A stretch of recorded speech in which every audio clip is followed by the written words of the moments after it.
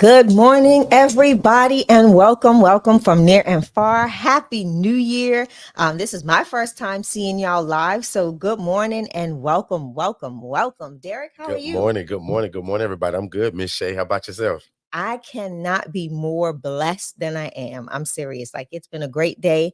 I am excited to be here to go live in this new year. This, like I said, this isn't your first time, but it's mine being here in the studio.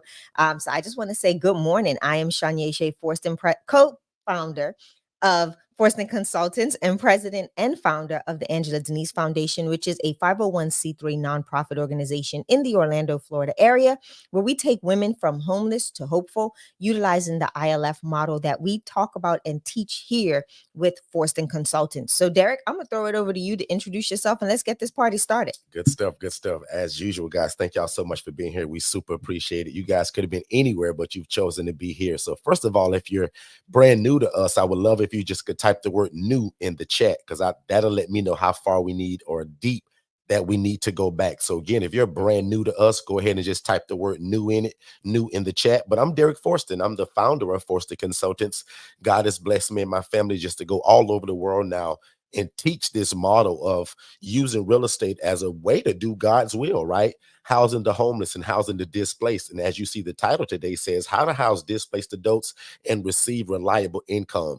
So I always have two jobs when I come here on this live. I want to make sure that number one, my first job is to give you guys a lot of game and a lot of information and dispel a lot of the myths in terms of how do you get in something like this? Most people have heard of the term group home, right? We don't use that term. We use the term independent living facility or just simply a housing program, because what we do does not require a license. You do not have to own the property, right? And I don't have to pretend to be a nurse or a doctor. So there's no medical requirements that you need. So if you're not a nurse, no problem. If you're not a doctor, no problem. If you're not anything medical, again, no problem. The only requirements for this is a big heart for people. So we always tell people, man, if you love God, love people, and if you just so happen to love real estate, ding ding ding ding ding ding, like this is like the lottery, because again, this allows you to do God's will, help people, be respected by your community, but also be able to make enough money to feed your family, right? So again, man, thank y'all so much for being here. Again, I'm Derek Forston. I'm also the founder and thought leader of Second Chance Housing. So that's my personal independent living facility where we take people from homeless to hopeful. And that's where we're building relationships with social workers, case managers, or anybody that's in the social service setting that's dealing with discharges from a hospital, to all of these people that have nowhere to go, right? I'm going to teach you guys how to be a conduit of that, right? A conduit of that, or like a chain or a bridge or the liaison to that. Because I want all of you all to be able to house the homeless and the displaced, but also be able to receive a guaranteed income. So we love questions here at Forston Consultants. So if any point you guys have any questions or concerns, I'm going to give a brief overview, but I want you guys to ask questions as well, because that again will let us know how we need to guide you. Again, two goals today. I want to give the game away of how to do it, how it started, and then the second goal is to give you an opportunity to get into it. Okay, so whether that's through our free coaching, whether that's through partnerships with us, or whether that's joining us every Monday and Tuesday at 6 p.m. or joining us every Saturday at 10 a.m. So again, that's who we are. That's what we do. Shay, I'm gonna kick it back over to you. It looks like we got Tiffany here as We well. do. I'm gonna bring her on up, but let's just talk, give them a brief overview of what we do. I think we've been jumping into conversation a lot lately and not giving that full overview of who we are, what we do, and what causes us to be the not the professionals, but the give me the word, The Derek. The professionals. professionals. I was like, that was the greatest word ever, Shay. I'm Like trying we to be are a the little go-to modest. people when it comes to this, guys. Like, because we jokingly say Yeah. it, but we're serious at the same time, right? There's no better person to learn this model from than us, right? Because once you hear my story, you're going to figure out that I was the social worker, so the guy on the other side, but now I'm the guy on this side of it now, housing people, actually doing it, right? But also teaching people. And that obviously came from all of the trials and tribulations that we went through. So I'm actually going to let Tiffany introduce herself first, and then I'll jump right into how all of this got started, and even more important, how you all can get into it. Miss Tiffany? Good morning, first of all. How you doing, sis? And Happy New Year. Happy New Year, sis. Good morning. Happy New Year, family. So excited about being here today. Sorry I missed on Tuesday. I had to take over our um, serving of the homeless because the young lady that lost her dad, she's still out. So I had to Mm. run and take care of some last minute stuff. So I hated missing, but I am here now for sure. But thank you guys so much for having us. It's been a busy new year so far. I mentioned last time that we had a couple of guys that were going to move in. Well, one of them, two of them didn't, but now we've gotten another two people. So God just keeps turning it over and putting people in our paths that need to be housed. And so just excited about that. And we are actually Good Samaritan Solutions. We are here in the Oklahoma City area. And we are currently running out of two ILFs. Me and my family own and operate those two ILFs. We're also real estate investors, and then I'm a realtor in the area. So working with some investors right now to get some properties sold and purchased. So it's been a busy new year, but I'm just excited that the things that are to come because I can see them coming. So just excited about being here and being a part of it. Good Awesome. stuff. Good stuff. Well, thank you so much for being here. And guys, go ahead and put in the chat what city and state you're in, because I also want to be able to address this according to where you guys live at. So we're also in the Orlando area, so Orlando, Florida. In Georgia. We also do business in Georgia, very soon here in Ohio, Cleveland, and different parts of the states. So go ahead and put in the chat what city and state you're from.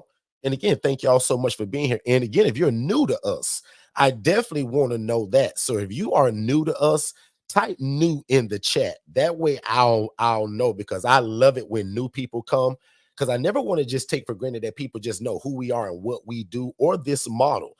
So again, if you're new to us, go ahead and put that in. If not, no problem, right? And just thank all of the faithful people for always being here. So I'm gonna go ahead and type in Orlando myself, and then I'm gonna jump right into it. So again, as I said, guys, just to give a brief overview of kind of what this is and again and who we are.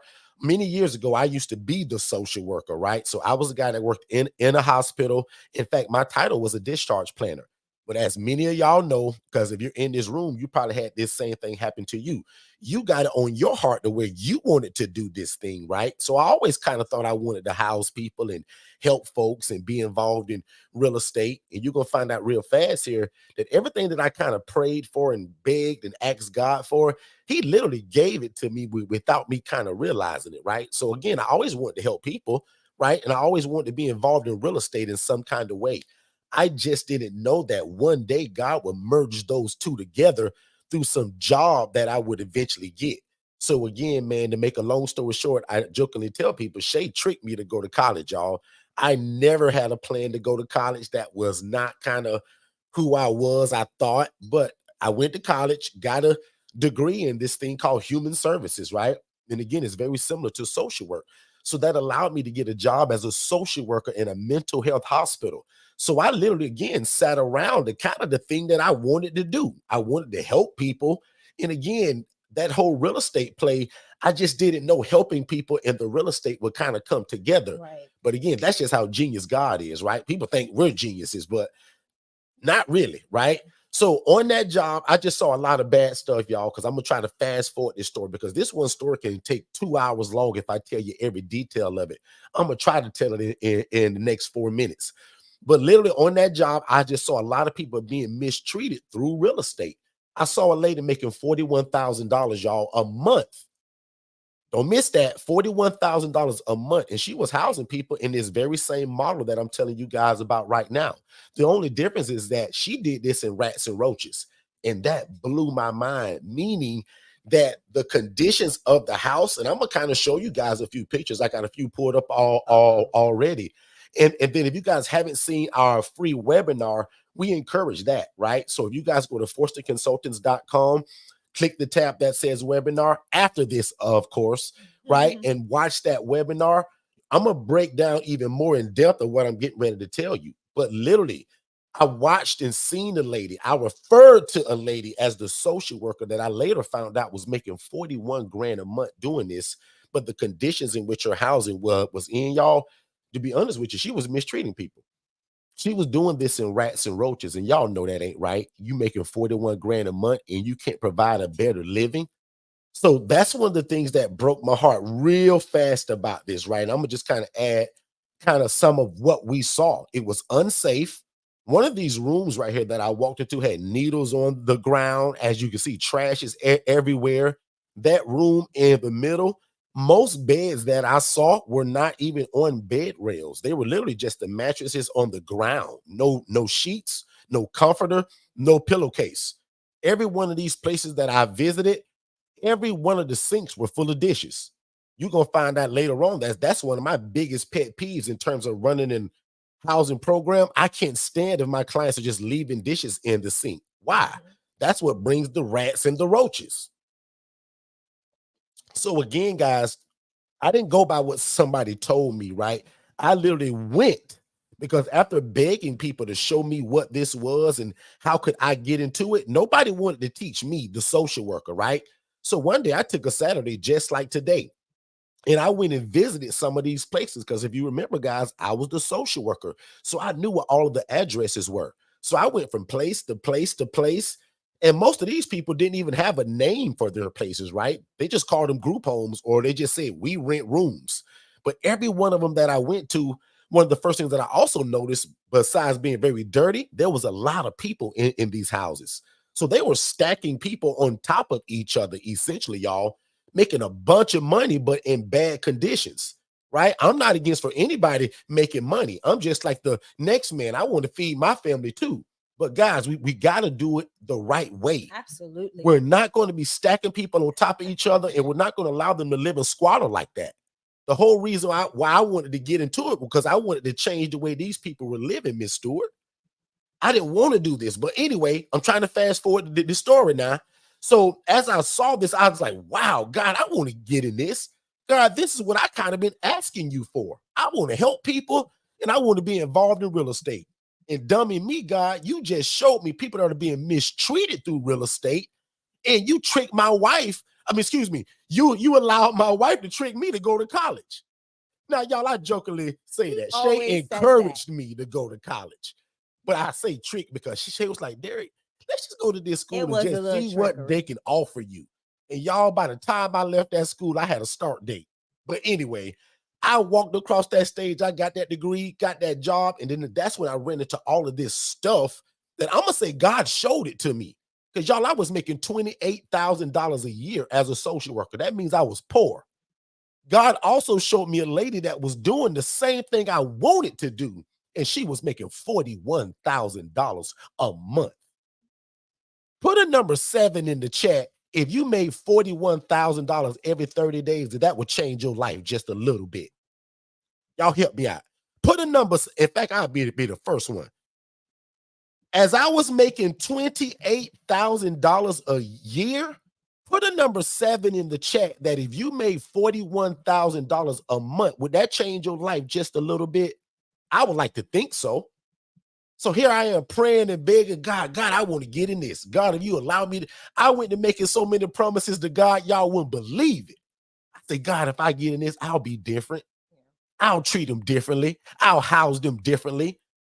So if y'all been hanging around me for a while, y'all know how I pray. It's just regular. I say, God, I know it ain't all about the money. That's why I'm a social worker anyway, because I like helping people. But God, you just showed me a way that it looks like I can help people and still be involved in the real estate. The very thing that I prayed for. God, you so genius that it looks like you've merged these two together. Guys, this is all this ILF life is. The independent living facility thing that we talk about, that's all it is, y'all. It's just combining real estate and social services together. And if you haven't shared the room, please share the room because your family members and your friends need to hear this. Other investors need to hear that already love real estate. This just allows you to be a powerful juggernaut in your community because you love real estate, but you also love helping people. Type in the word me if that's you. Because again, if you're in this room or if you're around us, you probably like helping people. You probably love God and you probably love real estate. God just allowed us to merge them together. So when I prayed, I said, God, I want to get in this. And to fast forward this story, nobody wanted to teach it to me. Nobody wanted to show it to me. The only thing that one lady did was she opened up her phone, y'all. She took her cell phone and said, Derek, I'm going to show you what I make doing this. Now, need I remind you, she said, Derek, I'll never teach you how to do this. She said, but Derek, I'm going to show you what I make doing this. To this day, I have no clue why she did that. She opened up her Chase Bank app, and I never forget it. She went, bloop, and she scrolled month for month for month for month, and there was never a month where she made under $41,000 a month, y'all. And that's somebody that was making 28 grand a year. That blew my mind. And don't get it twisted, because I tell everybody, you can't get into this just for the money. But if you love helping people and you love God, God has already positioned it where the money's built into it. Guys, money follows ministry. Have you ever heard of that?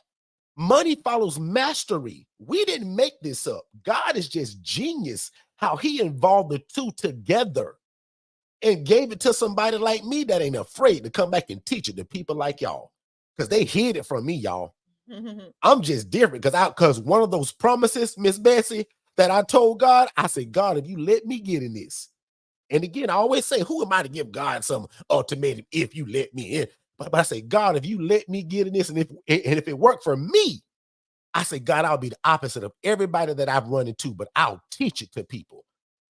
I say, God, I'll dedicate a platform to it. Why y'all think I could come on here 3 days a week teaching it and giving it away? Because that's one of the promises that I made. I say, God, if you let me get in this, because God, you're no respecter of person. You love that other lady just like you love me. She just so happened to be making $41,000 a month mistreating your people. Yeah.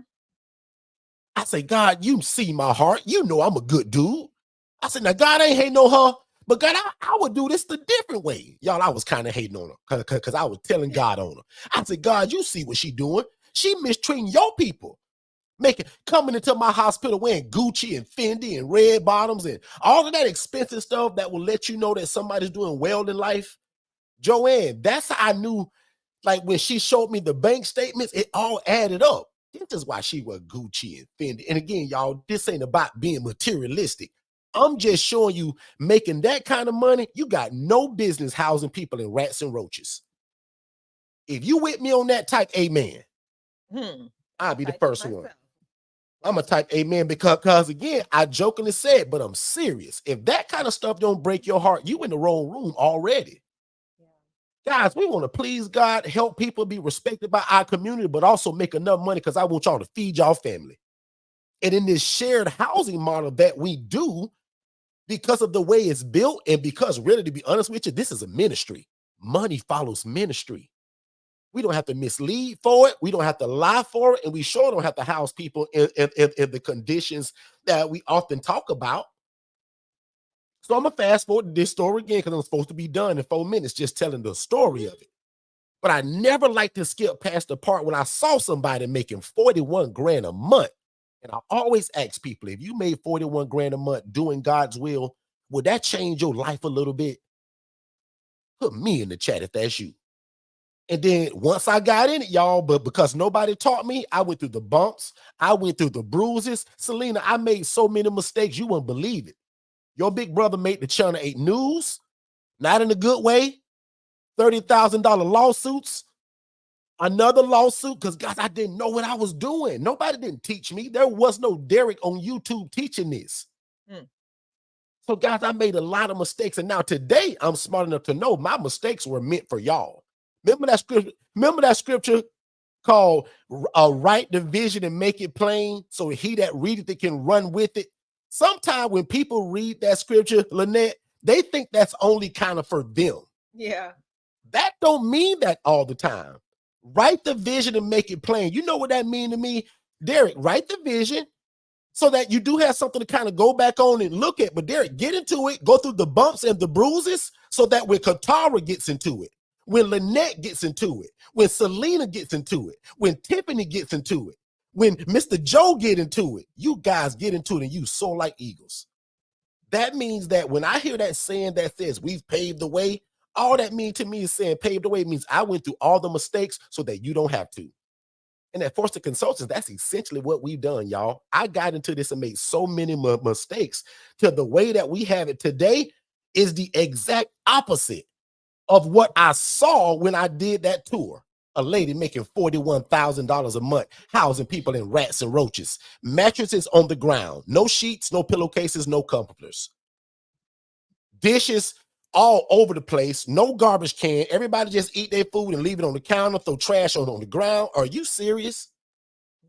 She was very serious. So again, guys, this isn't rocket science. All we're doing is and the greatest part about all of this, you can rent the place. This lady showed me one thing, y'all, and I'm grateful for it. She showed me she was making 41 grand a month, and she told me one thing. She said, Derek, I don't own these places. Oh my God. Ding, ding, ding, ding, ding. When she told me, when she said, Derek, I don't own these places, game over. That was the game changer for me. Because guys, remember me as the poor social worker, Angela? How was I going to figure out how to buy that house? When it was revealed to me that I can go and rent or lease, or some people use this fancy word, rental arbitrage this place, meaning that I can leverage a landlord and just tell them that I'm going to pay guaranteed rent so that I can literally run my business, my ministry, and take people from homeless to hopeful.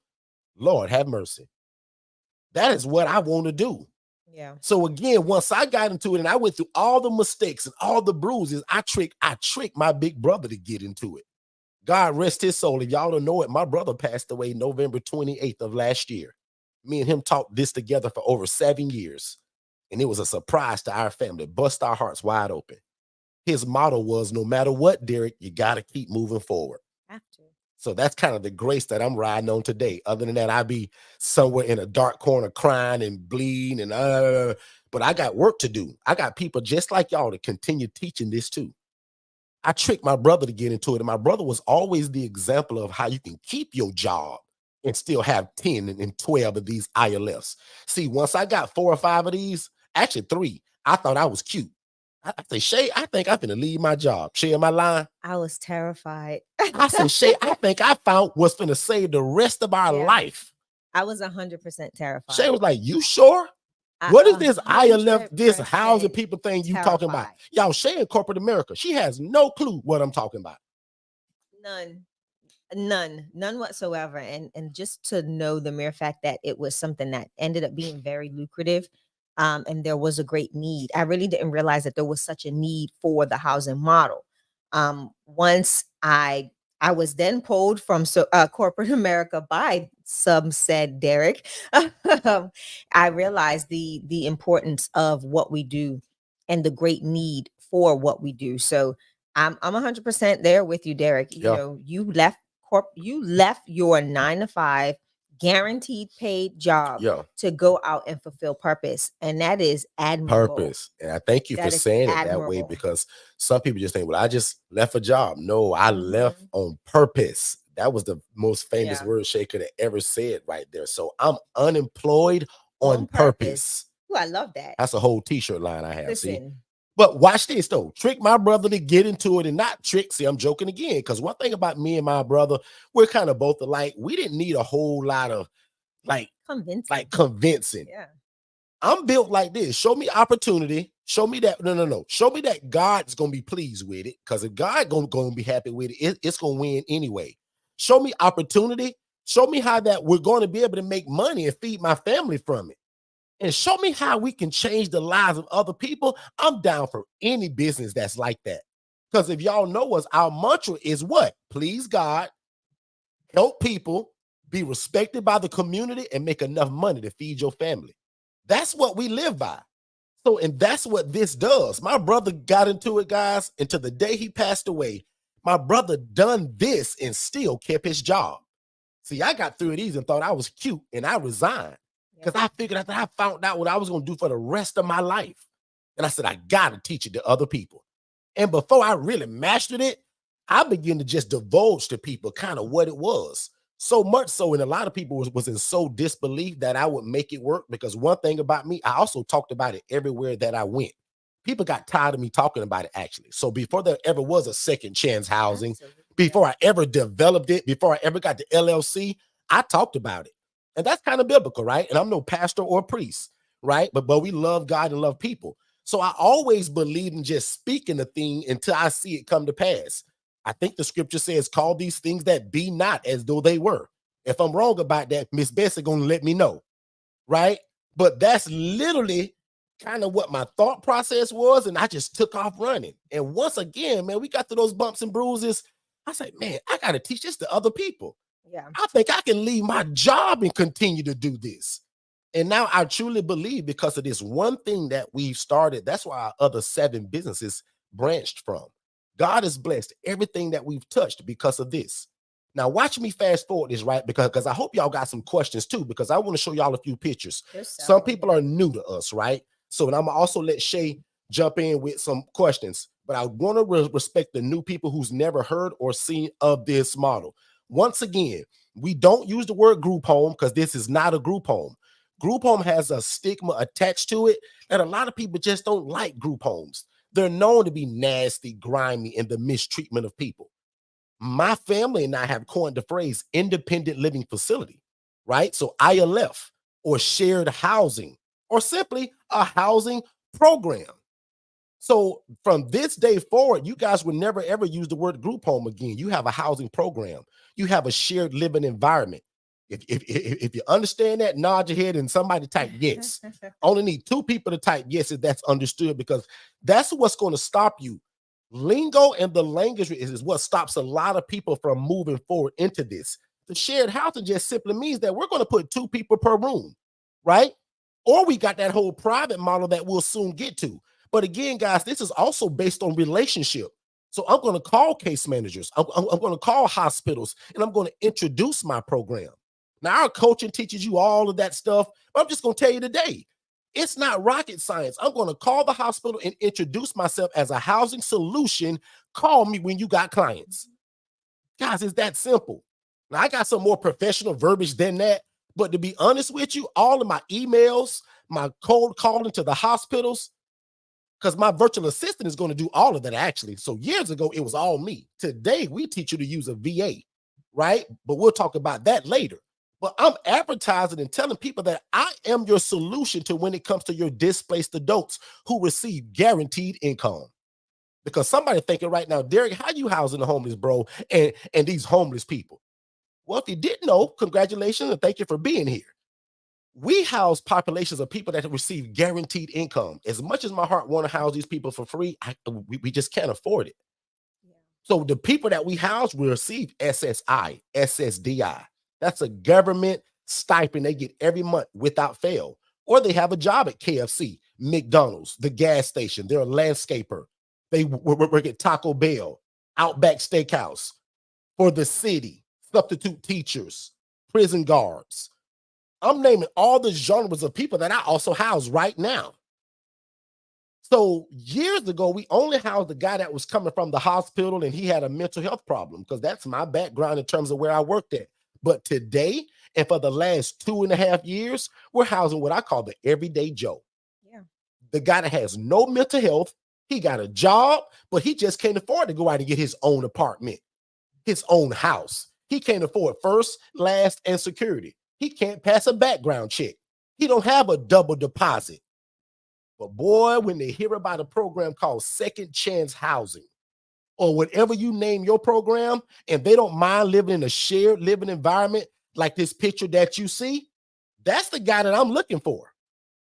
This is a bed in the Angela Denise Foundation. This is Shay's program, Shay House Women. I talk a lot about guys. Shay, jump in for 2 seconds and talk about the populations that you're housing, the age and all of that stuff. So first and foremost, I have to do what is only right. I got to acknowledge Bermuda in the house. If y'all don't know, I am an original Bermudian. So I got family here in the house. Welcome. And again, the Angela Denise Foundation is a nonprofit organization that was named after my mom, who this is what she did on a regular basis. There was always someone in our house, whether it was a stranger or the next door neighbor's kids, right? And when she passed, the whole goal was to continue on doing what she did, whether it was a woman, a male, whoever it was. So when I was given the opportunity to join, to leave corporate America and go ahead and orchestrate my movement. I snatched Shay from corporate America. Come on, Shay, let's go. I'm being modest, right? I'm trying to be all modest. Derek was like, when's your last day? But when I did get that opportunity, it was like, okay, how do we expand and continue what my mom was doing and what she showed us. So that's what birthed the Angela Denise Foundation. Unlike Second Chance Housing, the Angela Denise Foundation is a nonprofit organization that gives me other opportunities for grant funding, for donations. A lot of you all that are under the Forston Consultants umbrella will be receiving some, some donation documents for 2023. So again, these are things that we can utilize as the nonprofit organization, but also obtaining other sources of income to help facilitate the bed fee for our residents. So again, it just depends on the resident, what form of payment they have, and how, as a nonprofit, I'm able to assist in facilitating the lapse or the deficit of their rental or bed payment. So the Angela Denise Foundation, again, we house women currently all over the age of 40 plus, not by choice, by what my community has needed. There have been times where my age ranges have been 20 to 40, 20 to the 40 age bracket, depending on those community programs that I'm working with and who they have in their department that needs housing. So that's what we're doing at the Angela Denise Foundation, is facilitating and meeting the needs of the community by providing them with the affordable housing that we render. And that's through shared living, or the ILF model. So yeah, that's a little bit about the Angela Denise Foundation. If you have any questions, definitely put them in the chat. We will be getting to questions. I am starring them as they come in so that we can identify we love them questions, and go so please bring your questions. We love questions. So again, guys, I just want to make sure that I'm showing those folks that have never seen it. And that's why we've kind of chosen to go YouTube really hard now, because now we're actually able to show you stuff. So on Clubhouse or any other forum that we've usually used that's only audio, nobody's ever been able to see it other than me kind of using a profile picture, right? So I love now that we're actually able to show you guys what it looks like. So somebody just put a number 2 in the chat just to make sure that I know that you guys can see it, because I hate to be kind of saying that, but you're saying I don't see any pictures. Yep. Put a number 2 in the chat if you can see both of those beds, because again, this is what that shared living environment means, right?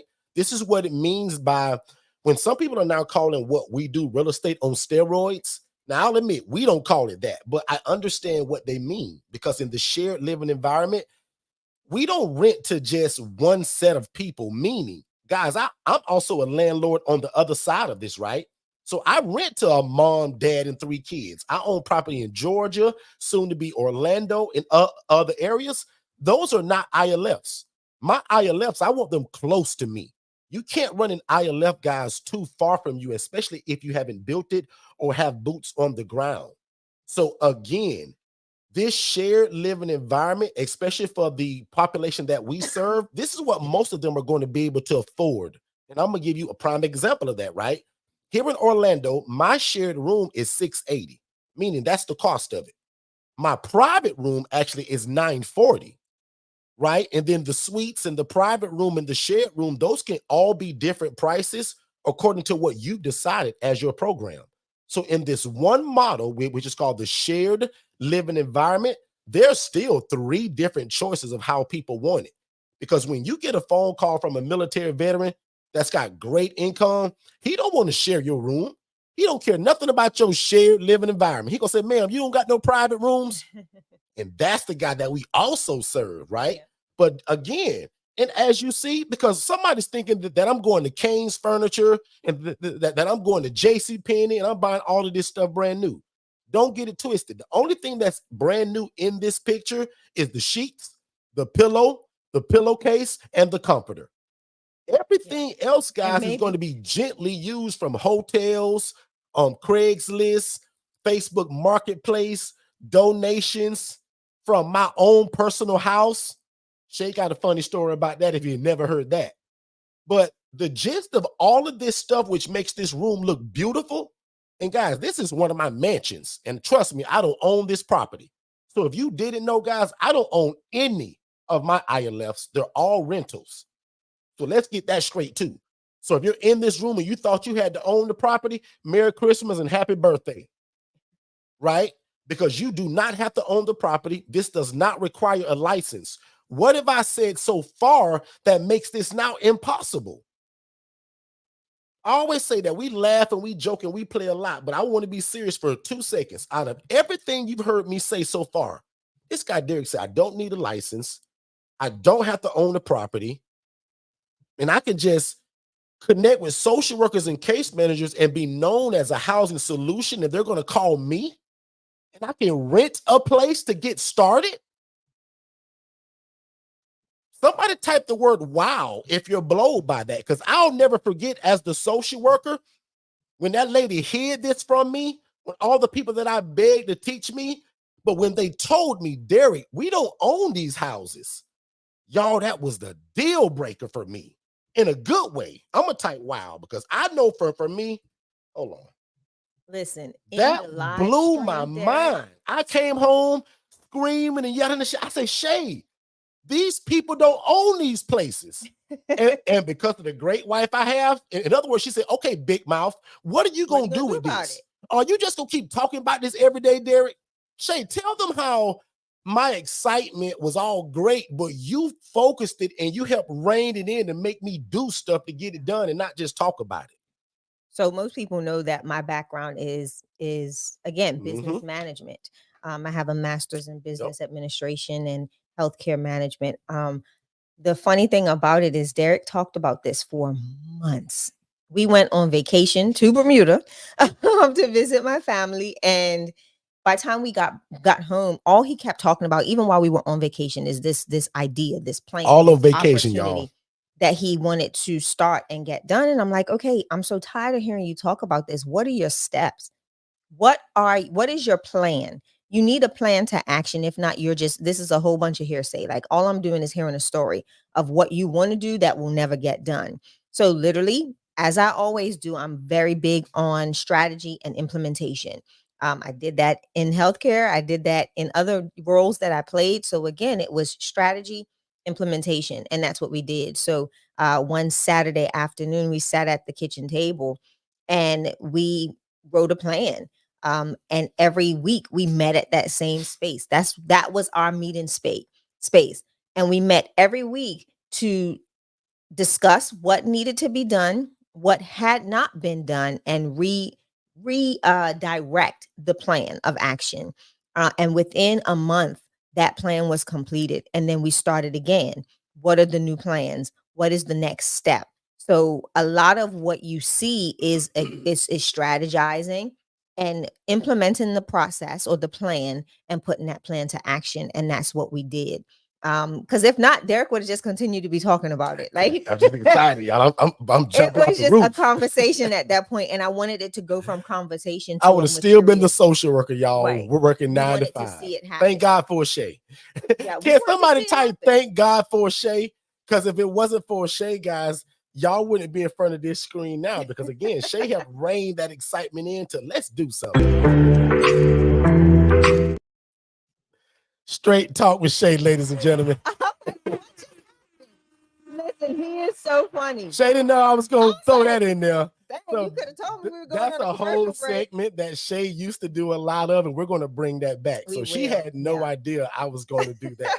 So hopefully you guys seen that. But anyway, thank y'all so much again for being here. If I haven't said that yet, we have a lot more to come, and we're also going to answer a lot of questions. If you haven't already, subscribed to the YouTube channel at Forston Consultants. And also, if you haven't shared the room, please share it, because your pastor, your bishop, your family, and your other business buddies need to know about this model, especially if they love real estate. So again, if you just joined us, if you love God, love people, and love real estate, you're in the right place, because this is where we combine real estate and social services together. And right now, you guys are on the part where we're talking about how do we house these people and what does it look like? So again, for those 2 people that asked me to show the pictures, this is that private room model, right? This means that, again, because we just shared the shared room, here's the private room. The private room means there's that one bed in there, right? But guess what? He still shares the hallway bathroom with the other guys. So the only difference is between the private and then that shared is that the private room, there is no roommate. that guy, sometimes he want to put his own full bed or queen bed in that room. I don't mind that. But personally, we buy the twin bed model, the extra large twin, and that's what the housing comes with. But I got a lot of guys that got queens and fulls, and these are usually the guys that have the private or that suite, right? So now that private suite means what? Ooh, he got his own bathroom, his own stand-up shower possibly, and he never has a roommate. And he never has to share that bathroom unless he just wants to be a nice guy, right? So Shay and I both have clients that have shared and that have private. In fact, I think Shay had 3 at one point. I think you only have 2 in that one now. I have 2. Right now I have 2 private. And she bought her own queen bed, adjustable, electric. Yeah. Like up and down motion, right? And that's going to be a good, remind me when we go to questions, because someone did ask how they get paid. Remind me to talk about one of my residents' pay. And you know which one I'm talking about. So I'm excited to get to that part to discuss that. So remind me, Derek. Good stuff. And right here, actually, Shay, I'm actually done on that part, because the next thing that I do want to show them is kind of how and where are we building the relationships from? Because somebody's saying right now, Derek, this all sounds great, man, but where are we getting these people from? Right? So, and again, if you remember what I told you 30 minutes ago, I got 2 goals every time I come here. The first goal is just to give the game away, divulge it, just give it away. The second part of that is to give you an opportunity to actually get into it. So I think on the screen, there's some QR codes. If you haven't subscribed, you guys can scan that. And also for the webinars, right? So the ILF webinar, as well as the HRA webinar, which shows you how to house the homeless without actually having the real estate. Jay? And don't just subscribe to the channel, hit the notification bell. That's it. Ding, ding, ding, ding, ding, ding, ding. Make sure you subscribe. Now I can't talk. Subscribe and hit the notification bell. Good stuff. So let's move right over here, and then I'm gonna let Shay jump on to that part about how some of our clients get paid, and then Shay, we'll open it right up for questions. Yeah, because I also want you to let Tiffany talk about, this is good, resident recruitment, because I think having Tiffany in a completely different state doing the same thing to discuss that. So let's go for it. Let's dive in. Absolutely. So that means I'll keep my stuff short then. I think I also see Neonta. If Neonta's here, let's pull her up as well, if she's able to speak. Her a link. Neonta's a nighttime nurse, so she may be getting some rest too, so I don't want to bother her. But also, if you guys are enjoying the room, type the word yes. If you're enjoying the room, type the word yes. If you're learning something, type the word yes. If this is a new concept to you and you're glad we're breaking it down, you're glad that there's a type of program that you can start that's not so-called a group home and you can run it without a license, type the word yes. That'll help me too, and that'll encourage me to know that we are helping people. But right here is resident recruitment, because everything that I said is great, but it's baloney if you don't know where and how to get these people. The first thing is you need to know social workers, case managers, and discharge planners, because literally that's what my title was at that hospital, y'all. I was a discharge planner. Yep. You may call me a social worker, you may call me a case manager, but the description that was on my paycheck and what they were allowed to pay me said discharge planner. That means that when Joseph and Jose and Miss Tracy are being discharged next Wednesday at 12 o'clock after treatment team, it was my job to plan where they were going. Most of the time, I hate to say it, a lot of these people had nowhere to go. So it was me giving them bus passes. But some of the time, guys, and a lot of the time, the same guy that I just gave the bus passes to, he got $700 in his pocket begging for somewhere to live. Yeah. Shay can't count the times, how many times I've come home from work crying in tears saying, Shay, I discharged 8 people today and they all got paid today. And went to the street. But it's nowhere for me to send them. Mm-hmm. Can y'all imagine how bad that was burning in my blood? I said, man, I got to get out of here. I got to figure out a way to get me a house and rent one fast, because I'm discharging people to the street and they actually have the income. I was also discharging a lot of people that was like, Derek, man, I ain't got no income. I don't have no SSI. I don't have no SSDI. And I lost my job because I'm in this hospital. Yeah. But you know how many people I discharge every day with 800, 900, thousands of dollars in their bank account, but I'm giving them bus passes. Guys, that broke my heart. That's why I came home every day talking about Shay. And Shay was like, Big Mouth, what you gonna do? Shay is tired of hearing her name. Shay bought me a tablet. She said, here, all of these ideas you got, Derek, you got to write them down. You got to do something with it. Because Derek, you just talking about it. Because Derek, I have no clue what you're talking about. None. Even though my wife was in healthcare, she was weighing up corporate ladder. She don't know about this stuff. The statistics of homelessness and how much it exists. Because I thought even as the social worker starting that job, that the homeless guy didn't have no money. Dummy me, I didn't know it. He got a dadgum debit card that they put it on every month. This was an eye-opener even for me. Somebody type in the chat, I didn't know. If you also didn't know that the homeless guy that you see at the red light, and a lot of these homeless people, they get money every month. It's called SSI or SSDI. And it's a social security income they get, and they get it on the 1st or the 3rd or every 3rd Wednesday of the month. Yeah. Somebody just type, I didn't know, because that'll also help me. And I don't need but 2 people to type it. But y'all, as a social worker, I didn't know that. So as I'm sitting at treatment team with the doctors and I'm asking them about their income, and I was like, man, this guy got money. But guess what? He can't afford an apartment. He can't afford a down payment to buy a house. He can't afford first, last, and security. He probably can't pass a background check. But why not I build a program called Second Chance Housing? Stand up, Derek. Why not I build a program called Second Chance Housing where I can rent this guy a room and I take care of the lights, the water, the cable, the Wi-Fi, the security system. I pay for all of that. Yeah. I was like, game over. And I'll admit, it took for me to see a lady making 41 grand a month doing this model, housing people in rats and roaches with mattresses on the bare floor. It took that vision to make my eventual vision come true. That's crazy how God works all of that out, right? Yeah. And again, some people think we're geniuses because of this model, but as far as I know, there is nothing new under the sun. I'm not the first guy ever thought of this. But I said, God, I want to get into it, and I want to change the way homeless people are being viewed, and I want to change the way they live it. We also get them from hospitals. The non-traditional way, years ago, guys, I was so, I guess, desperate to make it work. My first facility I ever got, the first rental, because all of the relationships weren't quite built yet with hospitals, I put it on Airbnb. But the way I listed it was that I was renting rooms. I said, so if you're not down with a shared living environment, don't book here. This is not a Disney World rental. True.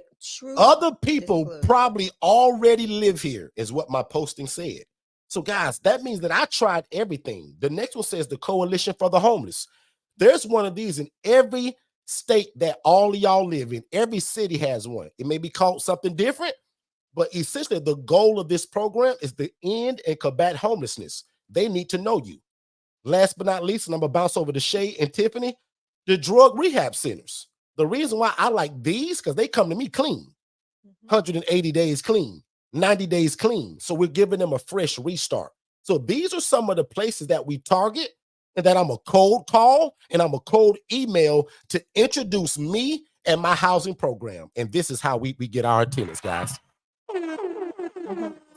But Shay, it's on you. 100%. So don't forget also the local church. For me being a 501c3 nonprofit organization, a lot of my community affiliations will contact me looking for housing placements. Most needs go to the church. And you don't realize that unless you have partnership or relationship, or, or you go or are a member of a local church, and that you're an active member, not just someone that goes in on Sundays, but knows what's happening in the backgrounds of your house of worship. So a lot of calls that I get for housing come from the church. And that's honestly a big need. Other organizations that deal with homeless services. So those are some of the places that I get phone calls from, outside of the social workers, the hospitals and mental health facilities, the coalition, drug rehab, same thing. But I'm going to put non-traditional would be the church and other homeless service providers. Again, like there's a program here that does showers for the homeless, where they'll come up with mobile showers, and I partner with them. So they have my information. If they see that there's people in need, if they see that there are homeless women that are needing help, they will hand out my information because we are partners. So it's all about partnerships and continuing to find new partnerships in your community. I'm going to throw it to Tiffany. Tiffany, talk to us a little bit about some of your partnerships. Anything different from what we're discussing, or just even elaborate on some of your resident recruitment partnerships. Absolutely. So you guys know I'm always talking about relationships, and getting out there and getting those relationships are key. Like Shay mentioned, please go and partner with the other organizations and other groups that actually service or provide some type of service to the homeless community. Because they're going to be a huge, huge advocate for you, especially once you gain their trust and they know what you're doing and they start believing in what you do. It's going to only help you because they are the ones that are in the trenches every single day. They see those people day to day. Whereas we might come and we volunteer, 2 or 3 times a week somewhere, but these people are coming to them sometimes on a daily basis to get these services.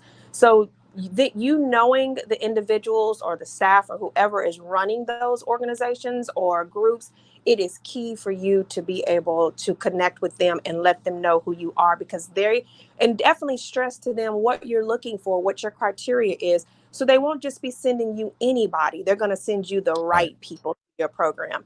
So that's key. And then another thing that I started doing, I print the flyers and things. I have them on like a 5x7. I made some 5x7, should I say, super, convenient for people to just take as like a flyer in their hand.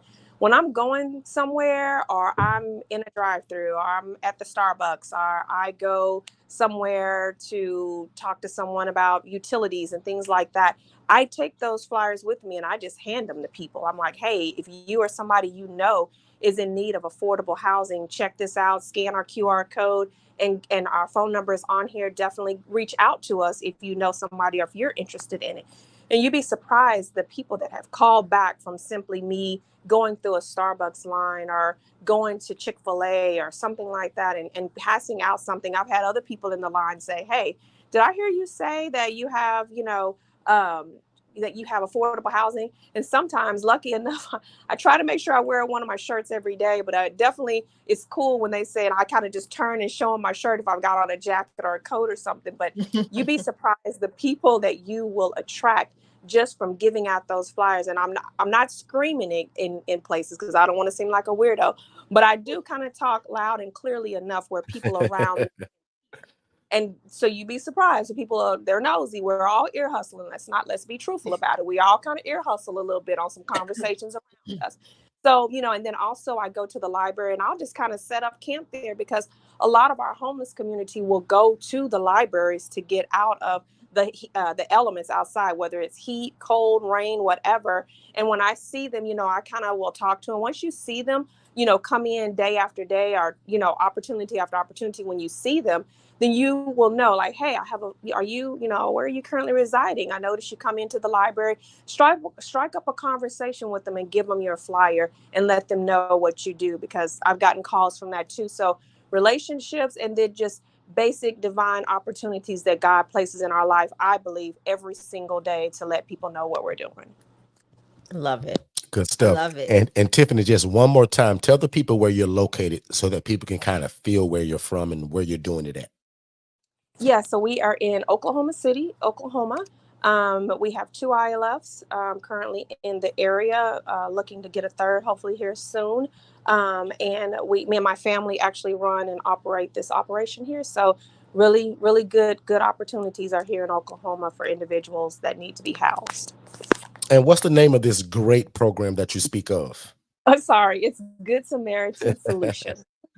Good stuff. How long have you been doing it, Tiffany? And where did you learn this from? We had our first open house on November the 16th of 2022. And we learned this, of course, through Forston Consultants. I actually came across another room on um, Clubhouse. I'm sorry, Clubhouse. Haven't been on there in so long. Clubhouse, and I found a group on there, and then Derek just happened to be speaking in one of the rooms. Like maybe it wasn't. I don't even think it was maybe a week or two after I started checking in that room. I started hearing. I heard Derek's story. They pulled him up on stage, and he said, "Oh, I've been trying to, email you guys and text you, whatever, and get in contact with you all." So it just kind of opened it up, and a lot of people in the room I can remember were like, "What? We can do this without, blah blah." So that's where I first heard of Forston Consultants, and I've been with them ever since. We're family now. Good stuff. I love it. Good stuff. Thank you, Tiffany. And that's the example about, how this, it works anywhere. So people will say, well, Derek, will this work in my city, in my state? Well, I'm super proud to say, because of certain people that moved at the speed of instruction, we're now in 29 different states, right? So I've been saying for a long time, we're in 27 states, but lucky for us, or blessed of us, the last two people that we've coached, they're in areas where we've not entered that place yet, right? So Portland, Oregon is a new place for us now, thanks to Miss Fox, and also our guy from Kansas. So big shout out to those two, and we'll be introducing you guys to them very soon if they would like to speak. So we're proud of that. So that means that, guys, when y'all hear me say that we're in 29 different states, that means that I'm in Florida, right? I don't have ILFs outside of Florida. That also means that when you hear me talk about there is now over 290 of these in 27 states, people often think I have 290. I do not. I'm kind of the overseer, right? That just means that I've taught it to you. You become family like Tiffany. So every time Tiffany gets one, we just keep adding to the number. So we're somewhere over 290. And if we added the people that just literally just come to our rooms, listen to it and do it, we're probably well over that. But the people that literally take the coaching, become family, and you're tied to our hip bone, wow, like we're in 29 different states now. So big shout out to those few people. And I'm excited about that, because one day, as y'all know, the goal is I want to have people in all 50 states doing this. Why do you think Shay is building this whole organization thing that all of us are kind of going to be in it? Because we want this thing to be statewide, nationwide, and all of that stuff. And we also have people doing this outside of the U.S. a little bit, right? Bermuda. I think we can kind of say Puerto Rico, but I think that's still kind of a part of us. But there's extensions of us guys outside of what people see the norm as the 50 states. So we're excited about that. So Shay, this is probably a great time to take a few questions. I hope you guys have learned a lot just from literally of what we've said today. This is usually a 90-minute room for us. I think we're about what, Shay? We're about 30 minutes from that or so. So this is great timing. And again, this is what we thrive on. So Shay's going to pull the questions that came in already. But if you have questions right now, go ahead and type them up. And then we'll also let Neonta jump in, maybe even before the questions, or let Neonta answer one. Yeah, absolutely. So, yeah. So most of the questions here. So here's the first question. I'm going to post it up on the screen so that all of our mods can also see it, as well as you all in the chat. So how well will this model do in North Carolina? I think Katara, isn't Katara in Katara's North in Carolina? South Carolina, I do believe. But my cousin's in Charlotte, in North Carolina. So exactly. Yes, it works. So I'm going to actually let somebody speak on this who we've taught this to. Neonta, are you there? And then I'll let Tiffany go. Good morning, I'm here. Can y'all hear my voices? Cold, so my voice is messed up. Well, turn your volume up. I'm going to turn it up some, and you try the best you can. Answer your sister's question about, can she do this in North Carolina? Good morning. I'm so sorry. I had a voice last night at work, but it's gone. So Charlotte, North Carolina, I'm from South Carolina. Charlotte, North Carolina I live in Miami, Florida now, but by way of South Carolina. Let's go Gamecocks. Female, girl Gamecocks, that is. Anyway, sorry. Charlotte, North Carolina, absolutely. Charlotte, North Carolina is a very good place. It's actually one of the more populated cities in the Carolinas. Not that you have to be in a populated area, but definitely Charlotte would be a good place to open and run an ILF. I'm actually considering looking at some things in the upper South Carolina area, as well as considering Charlotte. So absolutely, this can be run anywhere in the United States of America as long as you do the legwork. That's it. Sounds Do the good to me. legwork. Tiffany Walker, how about you? Like, what's your thoughts on her starting in that area? Is it possible?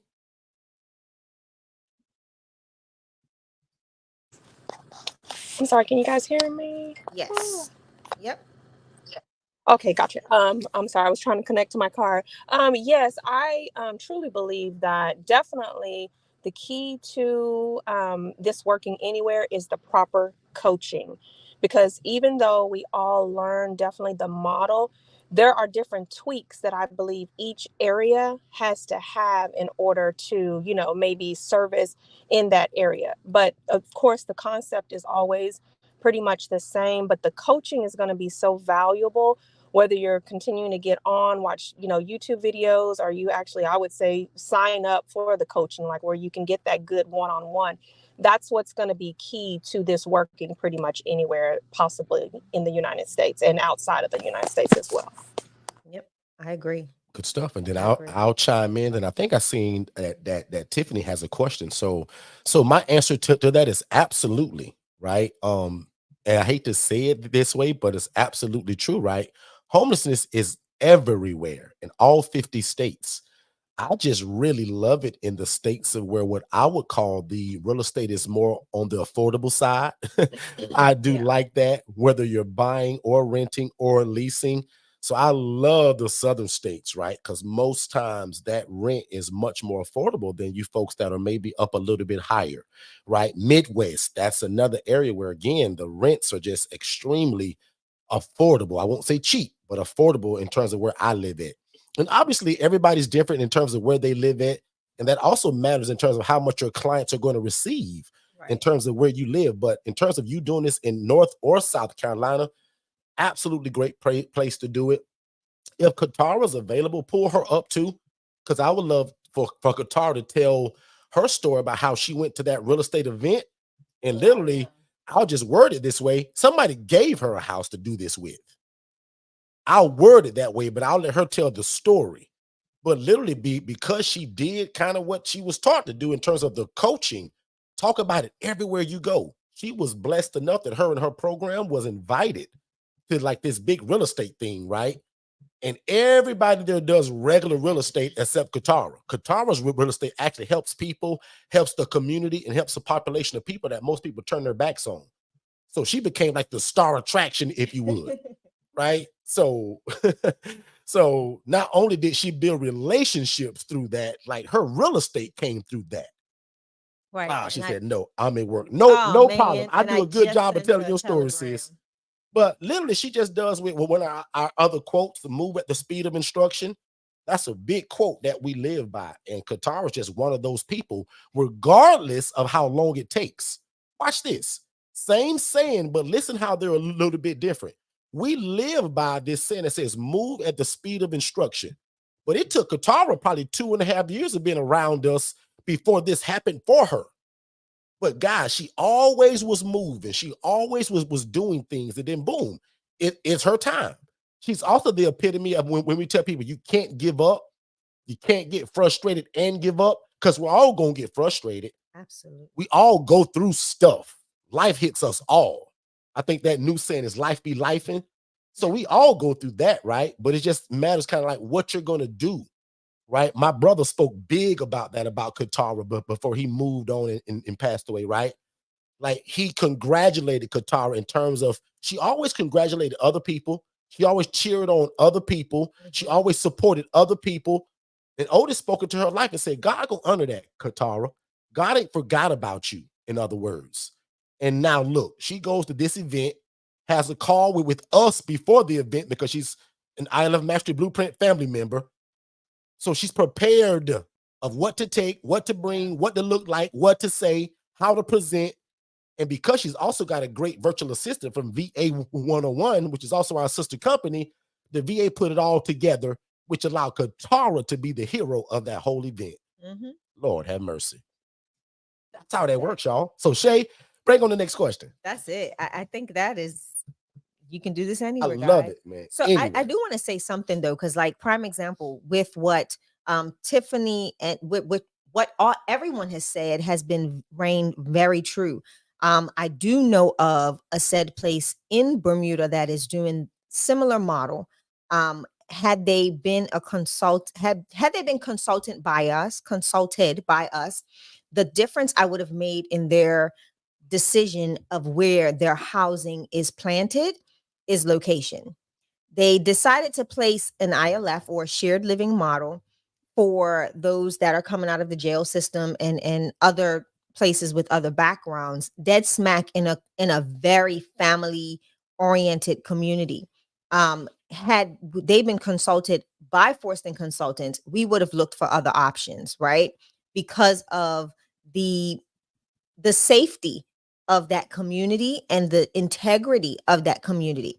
So when you're doing this model, you want to make sure that you're, one, being consulted correctly and by the right people; two, making sure that you are placing your homes in the appropriate places; and three, again, that you are actively listening to the community that you serve to make sure that you are providing that community with what they need in regards to the housing population that needs to be housed. So I'm gonna go to the next Let's do question, it. which is, who pays the rent? So the overall rent for the house That is just or the for the question. client? So It just says, let's I'll do do both. both. Do both. So if you're asking who pays the rent for the actual the individual themselves, they're going to pay the rent. So if I'm understanding that correctly, if I get a phone call from a case manager and they want to refer Bobby to me, when Bobby moves in, Bobby's going to pay me from his SSI or his SSDI, or from his job at McDonald's. Yeah. So if you just joining us, the SSI and SSDI is a Social Security income that they get every month without fail. Nothing stops that payment. It's guaranteed income, right? But I also house guys that have jobs. So if you're asking that way, who pays the rent? The actual client or tenant or resident. We all have names, right? But that's who pays the rent. And they can pay through the government stipend or through a job. Now, on the other side of it, if I'm renting that house, I'm paying the rent because, remember, I'm the overall kind of guy that's running the place. So I pay the rent to the owner. The owner's not going to pick up rent from these clients. That's actually a great question, whoever asked that, because it allows me now to go into this part. If I'm housing 8 people in that 4-bed, 2-bath home, that's 2 beds per room, that's 8 people. That landlord is not going to pick up 8 sets of rent. I want to make that convenient for the owner. So the owner only deals with me. That's actually a great question. Super great. Yeah. Whether you meant it that way or not, because I've never kind of talked about it that way. So thank you for asking that, which made me kind of open up like that. But yes, if I'm housing those 8 residents, they don't even know the owner. The relationship is with me. So hopefully that makes sense. 100%. Let me get to the next question. Shay, if you don't mind, I want to squeeze in just one real Go for quick. it. Somebody text in. Also, Shay, if you want to hand them that text number, because they're doing that too. Somebody text, can you give me an example of somebody that will pay the rent, but is not the client, that may be from a program? Absolutely. In fact, I was starting to type it earlier. I work with a program, Shay and I both, and it's called Operation New Hope. You can write this down, especially if you're in Florida, right? And they're also in different states. So just write it down and research it. You never know. Operation New Hope. They deal with people that are leaving and exiting the jail system, and they pay for the rent. So this kind of bounces back on the other question. So when you hear us talk about mailbox money, right, that's kind of what that means to us, meaning the guy that I'm housing or the lady that I'm housing, they don't pay the rent. She don't have it. He don't have it. They're fresh out of jail. But the program is going to pay the rent to me up to 6 months. During the 6 months, that offender or that ex-offender is going through job training, etiquette training, learning how to be a nice guy again, while they're paying the rent to me. So that's an example, and I've typed it in, but that's an example. It's called Operation New Hope, and they cut the check to you. The client doesn't have any money, but the goal is that by the end of the 6 months, that he now has a job at McDonald's, at Sonny's Barbecue, at Burger King, right? So Yeah. great question. All right. And I'm gonna put that in the chat too. Bam, it's there. Yeah. Next question Good is, questions today too. I love it. are you a 501c3? Miss Lynette, I am a 501c3. I am not. Shay is. Go ahead, Shay. I am. So that gives me opportunity for a lot of tax exemptions, and especially for my donors and board members who become monthly or annual donors to the organization. So that is a great benefit of being a nonprofit organization, is the benefits that come with that 501c3 status. So yes, I am.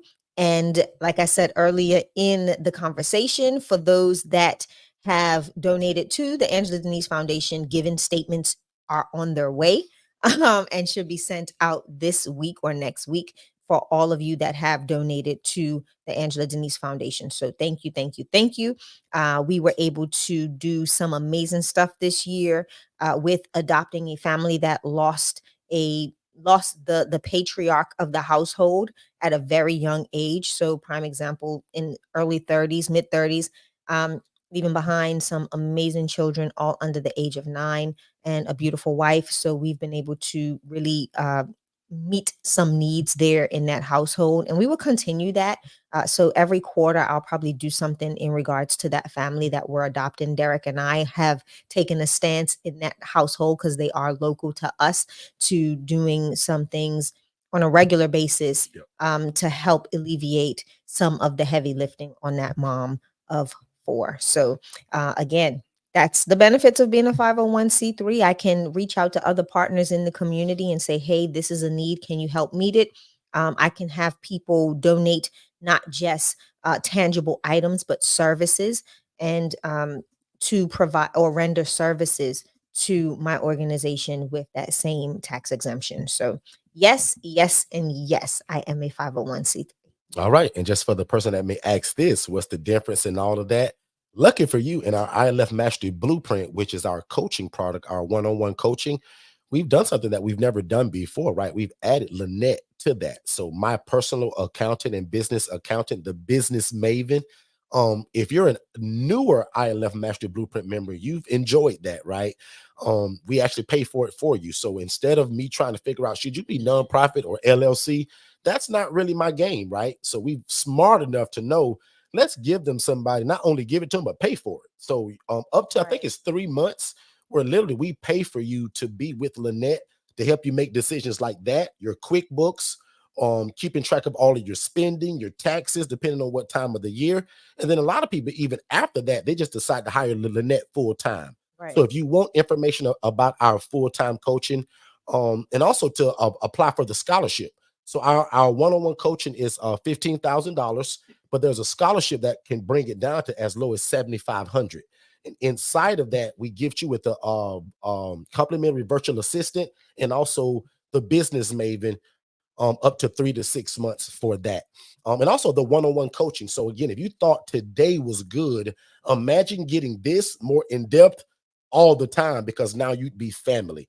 So there's a number that's at the bottom of the screen. If you have any question about our services, how to apply for the scholarship, just let us know.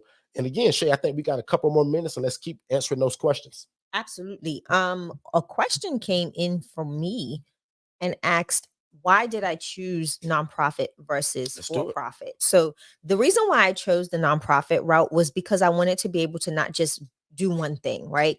I wanted the nonprofit organization to be able to obtain outside funding to help do a greater work in the community.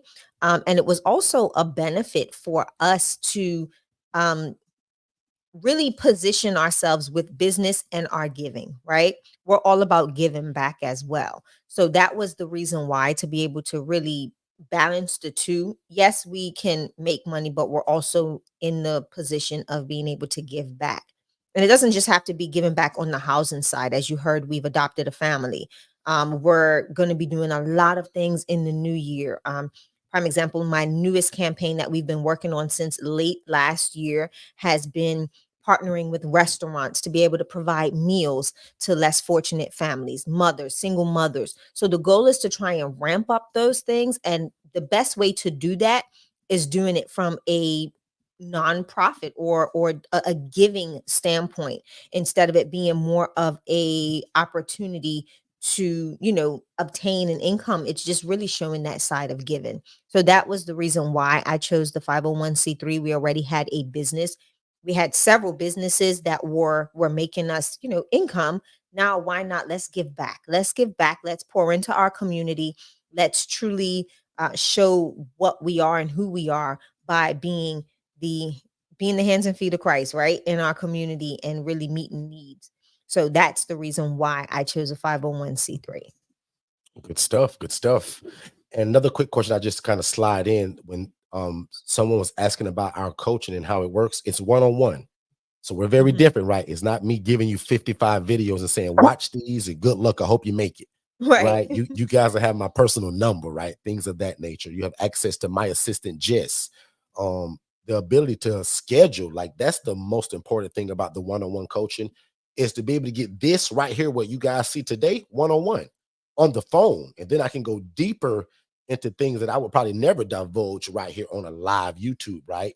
Because again, our coaching is also customized. So it depends on where you live at, right? Tiffany talked a little bit about that earlier. So just again, just, you know, that one-on-one coaching, that complimentary virtual assistant, that borrow my accountant thing, that's all new. That was never a part of the ILF Mastery Blueprint before. But again, we wanted people to succeed so much. I got tired of just bragging about how Jess, my VA for $4 an hour, runs my whole housing program now, right? So I wanted to gift you all with the ability to do that as well. Because I understand most of y'all got jobs, spouses, children, you're busy, right? We're all busy and got 1,000 things to do, right? So it's hard to stay consistent with social media, calling social workers, emailing case managers. So we give you a virtual assistant, meaning your own assistant, to be able to handle all of the administrative stuff, which again is going to allow you to be the hero in the community. So I wanted to slide that one back in because that was another question. And then I do want Neonta actually to answer the question about somebody mentioned housing military veterans. Neonta, I see that you posted at SSVF. Can you talk about that? Remind them where you're located and who do you house? That's perfect for what you posted. I don't, I'm not sure what the question was, but I did say SSVF is a program that assists veterans with, uh, excuse me, I'm sorry, that assists veterans with rental assistance. They have a program called Shallow Subsidy that pays half of their rent. I'm in Miami Gardens in Florida, and I do house predominantly military veterans. I do have a couple other people now, but predominantly military veterans. And all of my guys are on shallow subsidy, and they pay half of their rent for them up to 2 years. And after those 2 years, if they're not at a point where they can uh, survive on their own, or they've not gotten their income up, they can be they can reapply for another 2 years as well. Because I know that's a common question I get. You know, well, what happened after those 2 years? They can reapply and qualify again for another 2 years. But SSVF, and it's throughout the United States, and it stands for Supportive Services for Veteran Families. And Derek might have to reiterate if you guys can't hear me very well. It's Supportive Services for Veteran Families. Thank you so much, Neonta. And my fault for even trying to ask you to speak again. We're going to get you some hot tea, some honey, and some lemon. Katara, we just going to let Neonta be done like that? We got to get her some tea. So, y'all, I'm sure you heard it, but Neonta, thank you again. Neonta, guys, is what I tell most people you don't have to be. Neonta's actually a nurse, right? She's a nighttime emergency room nurse, right? So I want to kind of make light of that either. Right. But she's also a military veteran. Yeah. She probably didn't even tell you that. So her and her husband. So that's why that was a decision for them. But even beyond her decision to want to house veterans, I think God just positioned it that way in terms of where they live at, the location, and the program's proximity to where she lives at.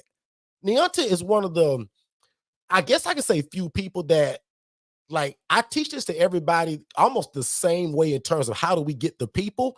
But some of y'all just get real lucky to where you find a program and they send you all your people. And like you heard her say, or in case if you missed it with her voice being a little cracked today, they're paying half of the rent. Bling. Like, Do you guys understand that? And trust me, we don't talk about money a lot, but in terms of where Neonta lives and where I live at, our housing and our bed prices are really different. Neonta has the right to ask for $1,000 per bed in terms of where she lives, and that program gonna pay half of it. If I charge $1,000, that guy gonna want his own bed, his own bathroom, a jacuzzi tub, and a stand-up shower. I actually have one of those, right? So he actually can get it. And I hope One Giant at a Time saw that. You and I talked, I think this past week. I see you there in the chat. There you are. You guys are in the same area. I think when you and I spoke, I talked to you about Neonta. Yeah. See how I wasn't making that up? Now, she sounds better than that usually, and we're going to bring her back. But Neonta is also somebody that's been around this a long time now. She's a masterclass member. She's an ILF Mastery Blueprint member. And she's one of the staples to kind of what we do when we're live. Her and Tiffany Dornico, they're always here. Katara, like those people, they're always around us. So that's why sometimes when you all ask us questions, I let them answer it because they know this game just as good as I do now. They're not just as loud as me. And see, I'm loud and excited, right? But I love it that Neonta was here because normally, again, she's a nighttime nurse. So I'm glad that One Giant at a Time, I'm glad you got a chance to hear that. Yeah, that's okay. Good. Yep. So anyway, Shay, if there's any more. No question, but I do want to have one of her favorite people, she said. Yeah. Listen, One Giant at a Time, I don't call her that. I call her Evangelist Lovely.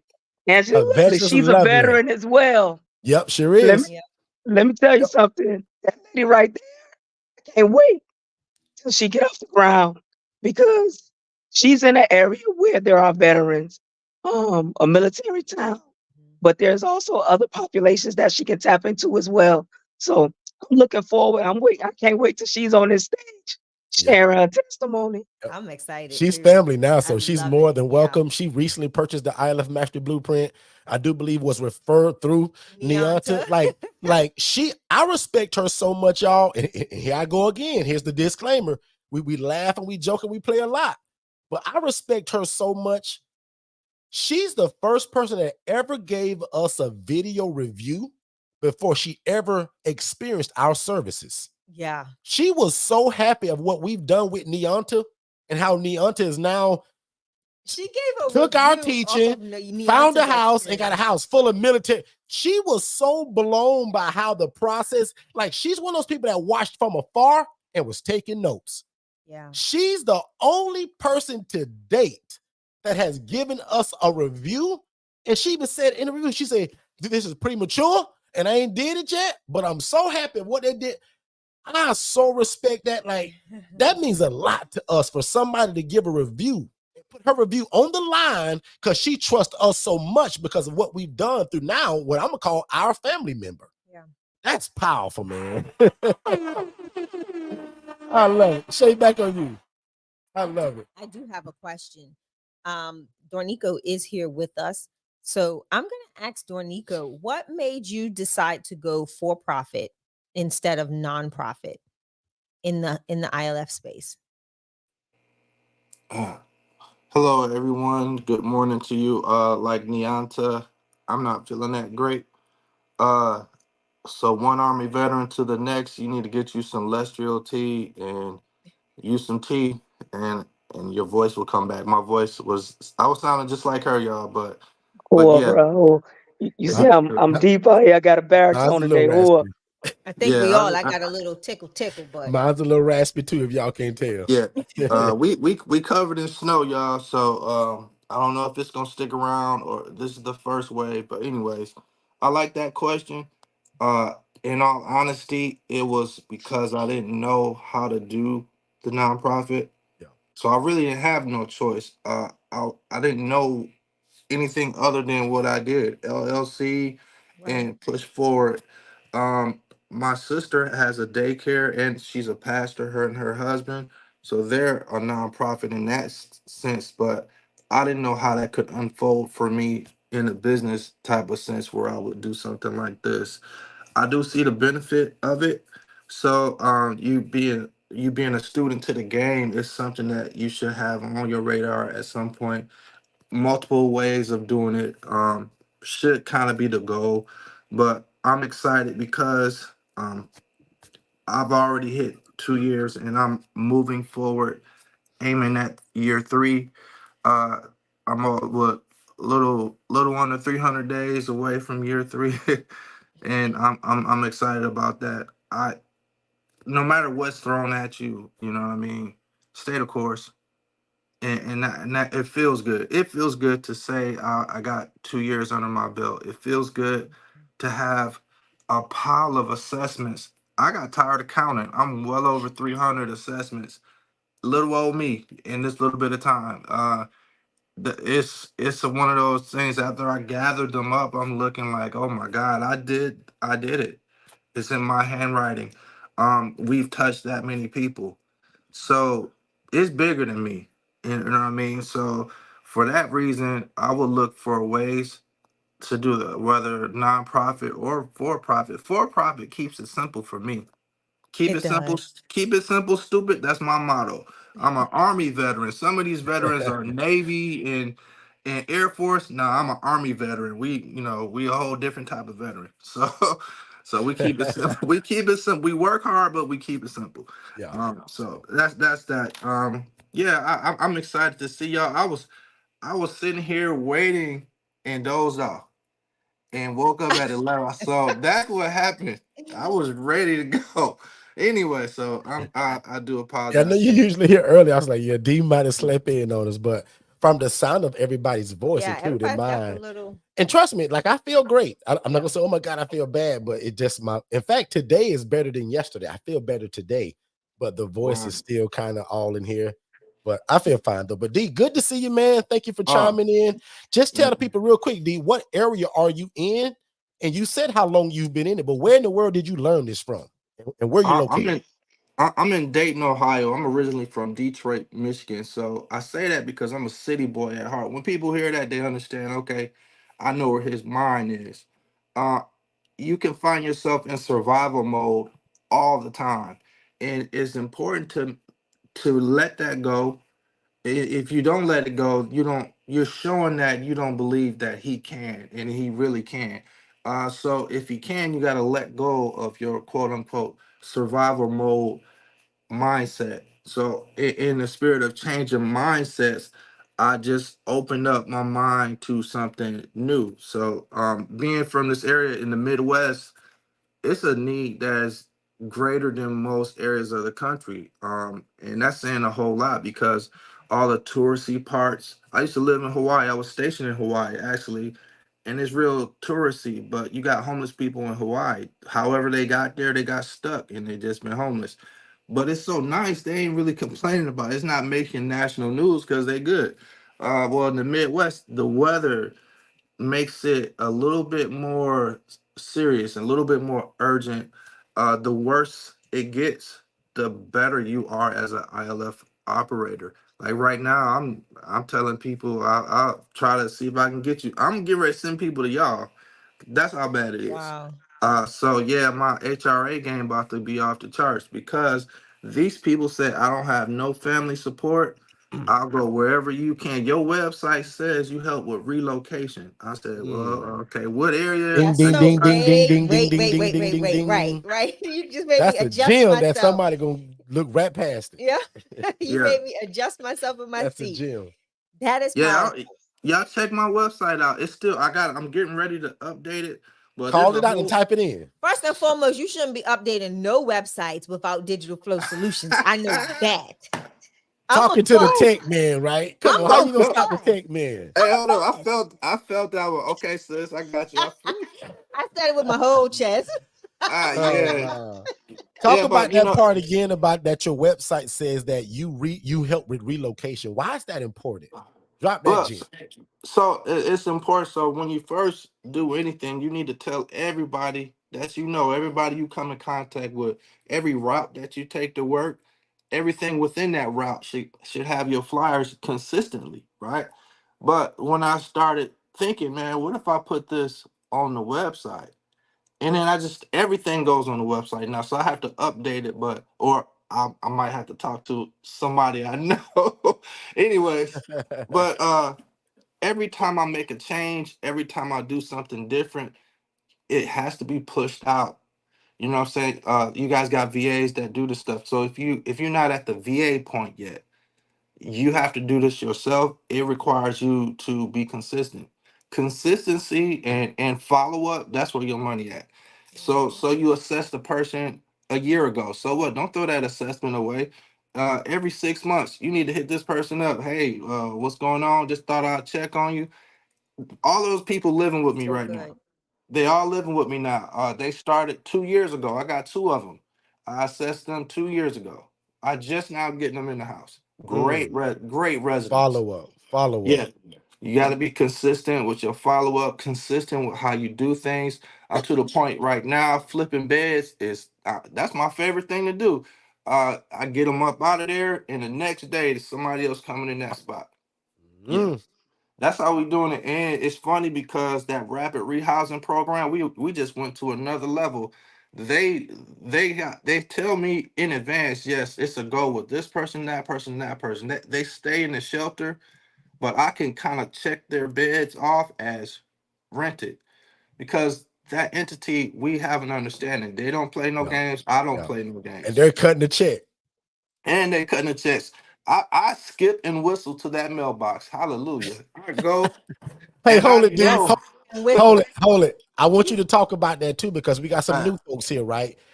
What is that rapid rehousing and why do you like them? Because somebody don't know what that is. And indeed, I promised 45 minutes ago that my job was to give the game away. So explain that so that people can grasp what you're talking about. so like shallow subsidies, like that whole program, it's a consistent thing. Rapid rehousing is a consistent thing. It's gonna be here for the next 100 years. It's one of those things that not gonna flake. The funding ain't gonna go away. It's gonna be pretty solid. So you tap yourself into those type of entities. I But want to jump in real quick. Hold it, 'cause I want to paint the picture. How far is this Yes. building from where you live at or your ILFs, this so-called rapid rehousing building? How far is it from where you well, live? rapid rehousing, to my understanding, is across the country, is nationwide. But there are some places like the YMCA, some of Okay. these That's what I'm places, talking about. some of these places can do it, but the shelters are the number one entities that do it.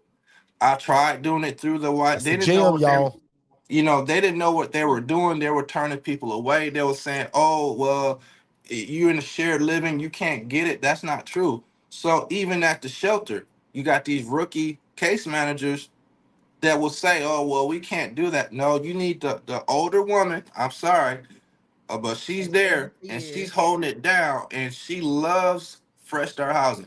She loves us. So when I that's why instead of it being almost 2 month wait, 5 to 8 days for me. It's supposed to be a month or more. So you get these people that will tell you, you will do their assessment, and that's key also. Even if they ain't got a dime, do the assessment. Just do it anyway. So I do the assessment and I look through this thing and they are the best thing ever. They just don't have income. Well, I don't have to refer them away anymore because rapid rehousing gonna give them 3 months to get it Bam. together. 3 months. So they're gonna yeah. So for I hope those y'all that don't catching these gems, man. yeah, so those are that are not if y'all not getting deposits, you can with rapid rehousing because they're gonna pay first month deposit plus 3 months. Now Mm. the little secret is that they can go beyond 3 months, but they don't tell the client that. They never tell them that. But they can go beyond that 3 months if you need it. So first you gotta kind of really do the work, be consistent, and become their go-to. I don't know how they're structured, but they need a good place too because they got to get these people the help. They got to get rid of the money, basically. They can't hold on to the money. They got to get rid of it. So I want all of it in a good sense, not in a greedy sense. But I'm like, well, I got beds. I got Uh, beds. yeah, let's go. And it's like I can do immediate placement. You can do what? Yes, ma'am. Immediate placement. No, how about you send a team out so y'all can vet me well, see what I'm presenting. Exactly. They got that van. They came there. No other conversation.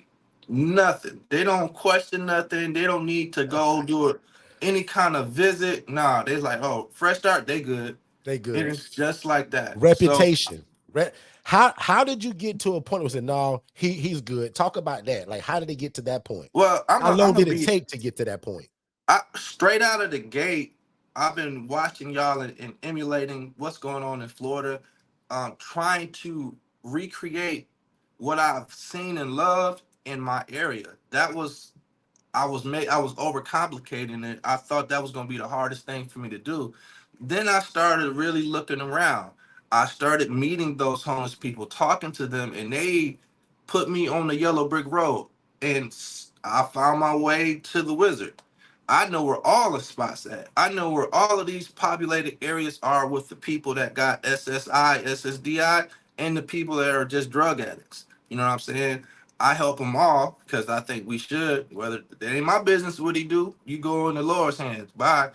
Smoke it up, drink it up, whatever you do. I'm saying have a good day. Here's a couple bucks. But the ones that are trying to help themselves, they at the day labor place, another gym. You need to be there. You need to go to that day labor place and know who the supervisor is. They're gonna tell you who their best people are. And hey, this person just need housing. He's showing up late because he ain't really living nowhere. I can help with that. Again, I got beds. That's my goal. And I'm running. I don't really have beds no more, so I gotta get a new phrase. But yeah, Yeah. so You have that resources. right. I find it. I was say when I first started, I was meeting people, but they didn't know me from Adam. So as the first year come under the belt, I'm re I still with the VA. We ain't really all on that good terms. That's how the VA is. They're delayed. You know what I'm saying? You're gonna have those issues. Yeah. Um, but I just stuck to it. In about a year and a half, I noticed that the same response on that assessment when I say, "How did you hear about us?" It was these company that I wrote off.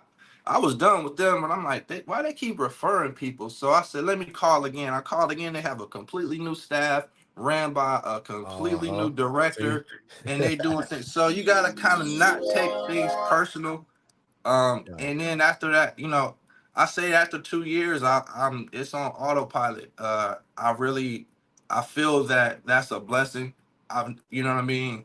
I didn't know it was gonna be that way. I just simply trusted God. I simply trust the process. I trust God and I trust myself. I'm not gonna let myself down, not on purpose. And if I do Right. fail, I'm failing forward and I'm being humble and I'm being transparent and I'm saying, hey, I failed in this area. I need help. I don't have no problem coming back to the coach. I don't have no problem coming back to the drawing board. You know what I'm saying? There's too much. All of this negative stuff in our country is it's probably bad to look at, but it's really gonna benefit you in your business. In your business, Yep. as bad as it gets in your area, if they jack up prices at the hotel, come on, put your business hat on. All you gotta do is just market yourself. Have your VAs or whoever you're using push and flood because they looking for somebody that's gonna be just even if it's $10 cheaper. That was enough to tip them to your side. Mm. Me, I'm a little. If it's $5 cheaper, now I'm just. But I just say it's time to be a better representative of God. And if you pay attention, those people that we deem to be worldly are speaking more highly of our Savior than the church folks are. Mm. What's up with that? So I'm looking at it like this ILF game, this business that I'm in, is my vehicle to not only help people but build kingdom. This is kingdom business. You know what I'm saying? The military has taught me well. I know how to defend myself and those that I love. I know how to do things. I know how to suffer, right? I think that I'm battle tested. I'm ready for whatever it is. And I think that's kind of why things work the way they work for me. I've already suffered. I'm not someone that's not familiar with suffering, but I also can empathize and relate to the person that I'm helping who's also suffering. So I know when the BS is coming in, and I know when somebody deserves a second chance, third chance, whatever chance he's on, and I know how much I can help him. So when we ask them, what are your goals? How can we help you with these goals?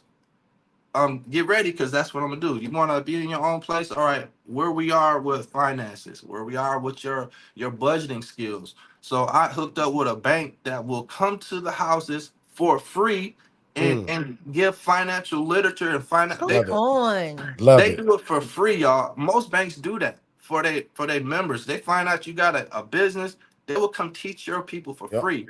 Not only are they getting future members for their bank, but they get to do a good deed. Like, man, it's so many different things. Ask. Why not? I don't mind asking. I go to these places and I ask what they could do. Would they partner with me? Partner a big deal. I don't want to partner with some idiots. I partner with people that have like minds and hearts for people. Don't partner with the devil. Too much of that going on. Yeah. Now we don't Too need his much. partnership. You know, we don't. We need complete separation. We need to stand solely on the word and push this forward. Yeah, I don't like what I see, so I go do something about it. Yeah. People are hungry in the streets, go do something about it. Yeah. If you can't house women and children, you should know the person that houses women and children, and Come his or on. her number should be on speed dial. Whenever that call come in, Yep. you don't be like, I'm sorry, I don't take kids. You be like, That's hold up here. HRA. That's Call it. this person right here. They're gonna help you. That's kind of where we at right now. Relationships. That's the game. You gotta have these Love it. relationships, and that's how that's how I look at it. I wish I was in Florida right now. I'll tell you that. They laughed at me because I had I had some plane ride issues the last time.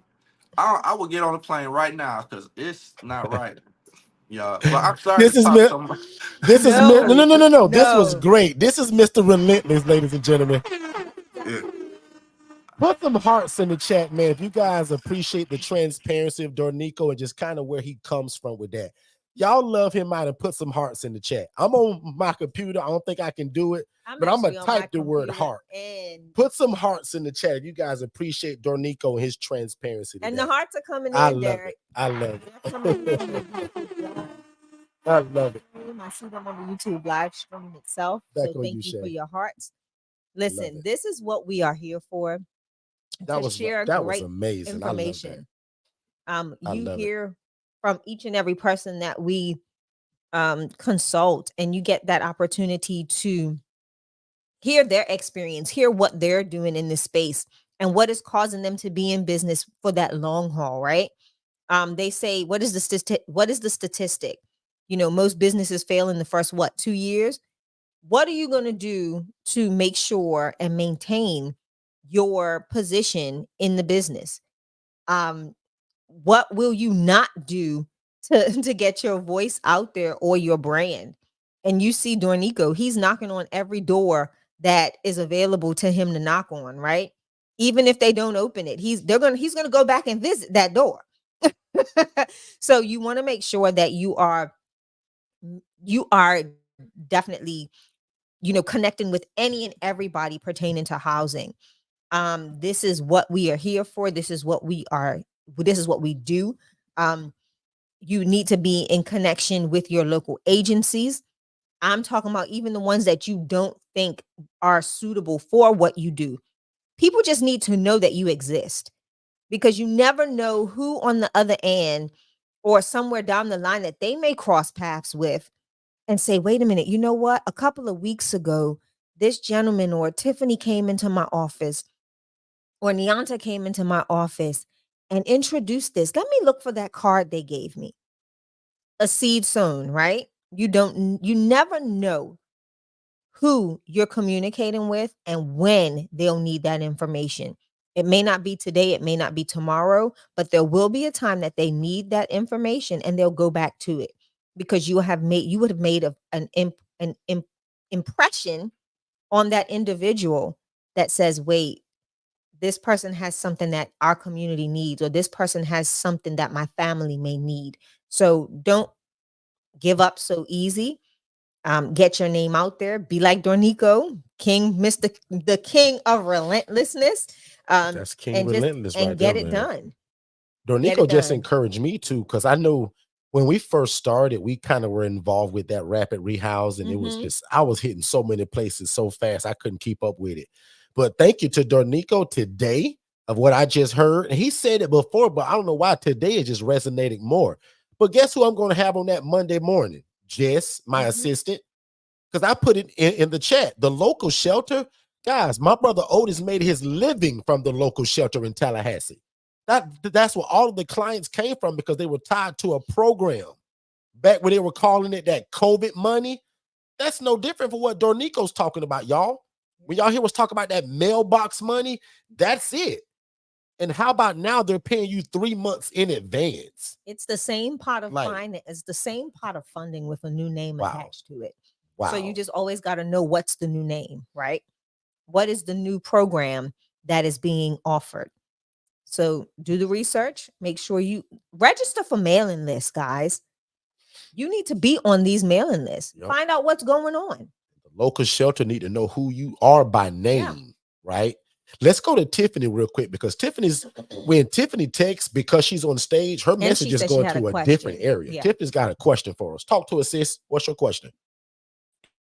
Yes, I was wondering if you guys have ever came across a situation where an organization wanted you to house somebody that is deaf.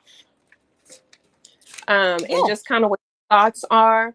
I didn't know. I know that there are definitely would be some different ways that I'd have to house someone like that, but just didn't want to say, no. I told him I would get back with them sometime next week. The gentleman assessed very well.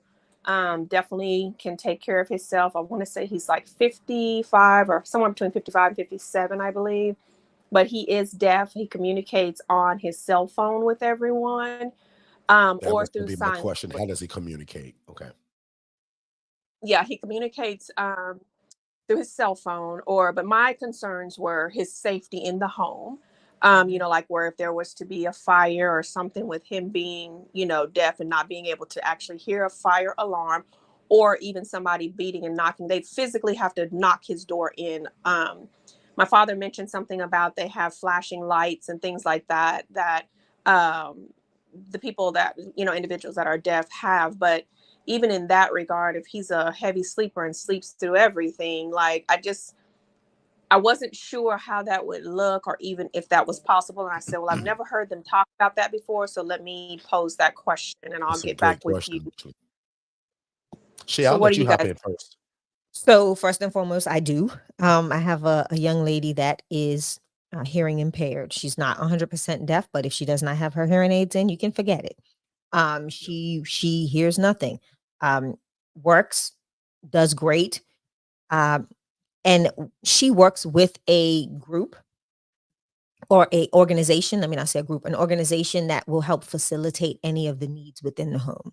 So if there was anything that she needed in regards to being able to, for safety purposes, I leaned on that group or that program that she worked with and said, hey, this is what we provide. This is not a normal housing. This is not a normal request that we get. So in regards to this, we're going to need some help facilitating a safety protocol for this individual. What does that look like, right? For us, it was anytime, like she's got stuff tied into her hearing aids, like they've done a whole bunch for her. And it's just that person who contacted you, you find out what can they do to help facilitate that transition. What can they assist you with for safety mechanisms within the home, because they are seeking you for the housing resource. So I then in turn say, yes, I can help, but we need to partner in the safety matters, right? Because this is not your typical ALF. This is not your typical blah, blah, blah. We are shared housing. This is what we do. And that person needs to be independent. So it's just finding out what protocol is already in, because if you think about it like a regular landlord, right? If I'm a regular landlord, I have everything already set up in my house. There's fire extinguishers. There's fire alarm, the smoke detectors, carbon monoxide detectors in the house. How many regular homes do you go into as a tenant to landlord relationship that has other things already incorporated for the person that is deaf? So you want to look at it from that perspective. Has this person ever lived outside of um, a care facility? You know what I'm saying? And have if they have done successfully, that's that conversation. That's the dialogue you have. But I would automatically go back to the person that is doing the referral and especially if it's a program that they work with, that we can facilitate or brainstorm some safety protocols to benefit this resident and put it on them to help you implement and put it in place. So that's how I did it with this client. The great thing about it is she really didn't need much within the agreement that I have with the organization that she came from. There were things that they put into place for her that they felt were appropriate for her because she's very independent. Like, you must always sleep with a hearing aid in. You must blah, blah, blah, blah, blah. Just because they're positioning her to be 100% independent. Because not every place you go to is going to have the necessary, flashing strobe lights in areas to identify fire or, some type of element or issue. So that's my 2 cents on that. Actually, I'll let Dornico hop in and then I'll go. D, what's your opinion on that? Is D still there on stage? Yeah, There he is. yeah, I'm here. I did actually have somebody in the same situation for a little bit. Same thing. Um, yeah, I made sure that they had that wraparound services that I can't provide, being provided by whatever agency. I met with those people. I had the ROIs done, and they would come in. They had a code. I was really hands off with everything, but my job at that point was teaching the rest of the house. Not necessarily telling them that they had to, but they know our heart, and they willingly, wanted to be instrumental in that person thriving. I know it was only going to be a short stay for this person, which kind of made me a little bit more comfortable. I think on a long term situation, I would definitely be more educated on what, as a landlord, I needed to know and do consistently to make it not only good for that person but good for all parties involved. How comfortable would I be if I lived at a place that had someone with that situation? So I don't know. That kind of would depend. It would be case by case for me. Um, and that happened when I was still, learning a whole lot of different things. So, but I wasn't gonna be fearful. But now I think I would be more strategic, if I would say that right. Be more strategic to make sure that it's not filling a bed, but rendering a service to someone who needed help. And if I could do that successfully, I would feel comfortable doing it. If I didn't feel comfortable, I would be trying to find a place for that person that would treat them well and care for them like I would if I didn't know what I was doing. Hopefully that answered it. I don't know if I answered the question directly, but yeah. So I'll jump in And as go ahead. well. Oh, And then Shay, I'm sorry. Go ahead, so Shay. I do have one more thing too. So remember, we're in the age of technology. So I just pulled up one of the things that you can easily get and put in that residence room, and that is an ADA compliant smoke detector. That is something that sticks to the wall, battery operated. So those are the things that you can implement that'll assist in the event of an emergency.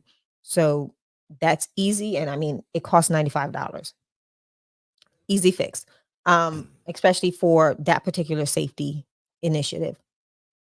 Yeah, so my input is kind of what I'm gonna start kind of where Shay ended it. So there's obviously probably some AI tools, there's probably a smart watch attachment. So one of the requirements for me, let's just say if the smoke alarm goes off, sure. And this is the first time I've ever talked about this subject. So great question too, Tiffany. But I'm sure that there's some kind of app on the Apple Watch or some kind of something that can be connected to him. That if that smoke alarm goes off, it goes to his watch, right? To something he can feel as a vibration or something of that sort. But again, I would just lean on that technology side. And that's again coming from a guy that's not quite techie. So I would figure out what can we do that's techie to kind of involve in this? Because obviously, if he can't hear, he can feel though. And can we tie that to maybe an Apple Watch? But even before that, Tiffany, I would also figure out the comfortability of both sides of this. And I'm sure you did, but I'll just say it for the people that are listening. If I get a call for a gentleman that that's deaf and can't hear, I want to know the comfortability of him being in that shared living environment. And I also want to know, Tiffany, how comfortable are you doing this? Because the last thing that we want to do is do a disservice to anybody because we're housing them, but we're kind of uncomfortable with their situation. So I would want Tiffany to be comfortable with this.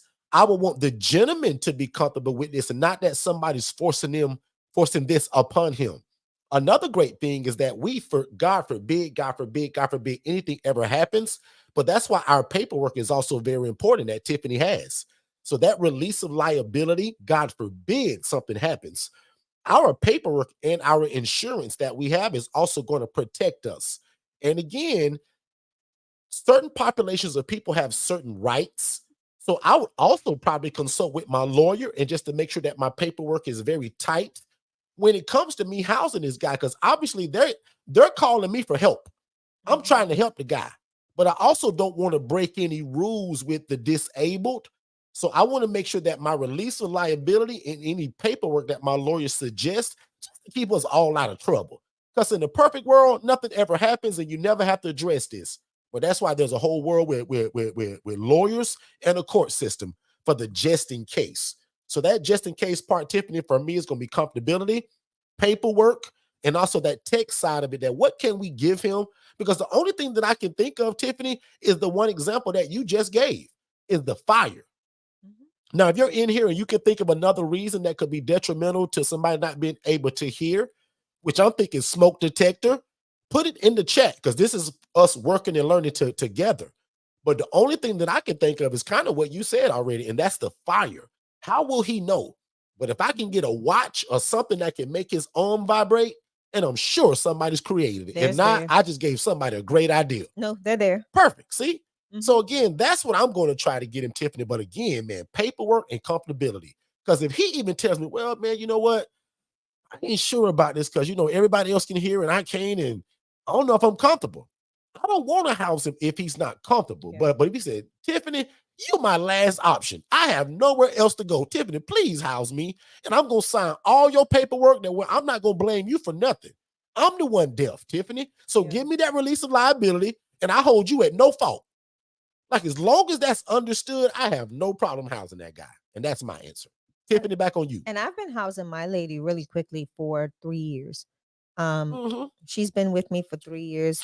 She's been doing excellent. Because my other question to that guy, Shay, can he be what your client is? Can we put something in his ear? Or is he completely no return for his hearing? Tiffany probably know more about that. Talk to us, Tiffany. Yes, he is completely 100% no return of hearing. Okay. Totally. He could totally communicates through, his cell phone with individuals. And he's currently at one of our, our Oklahoma, our alliance, our homeless alliance is where he's currently staying right now.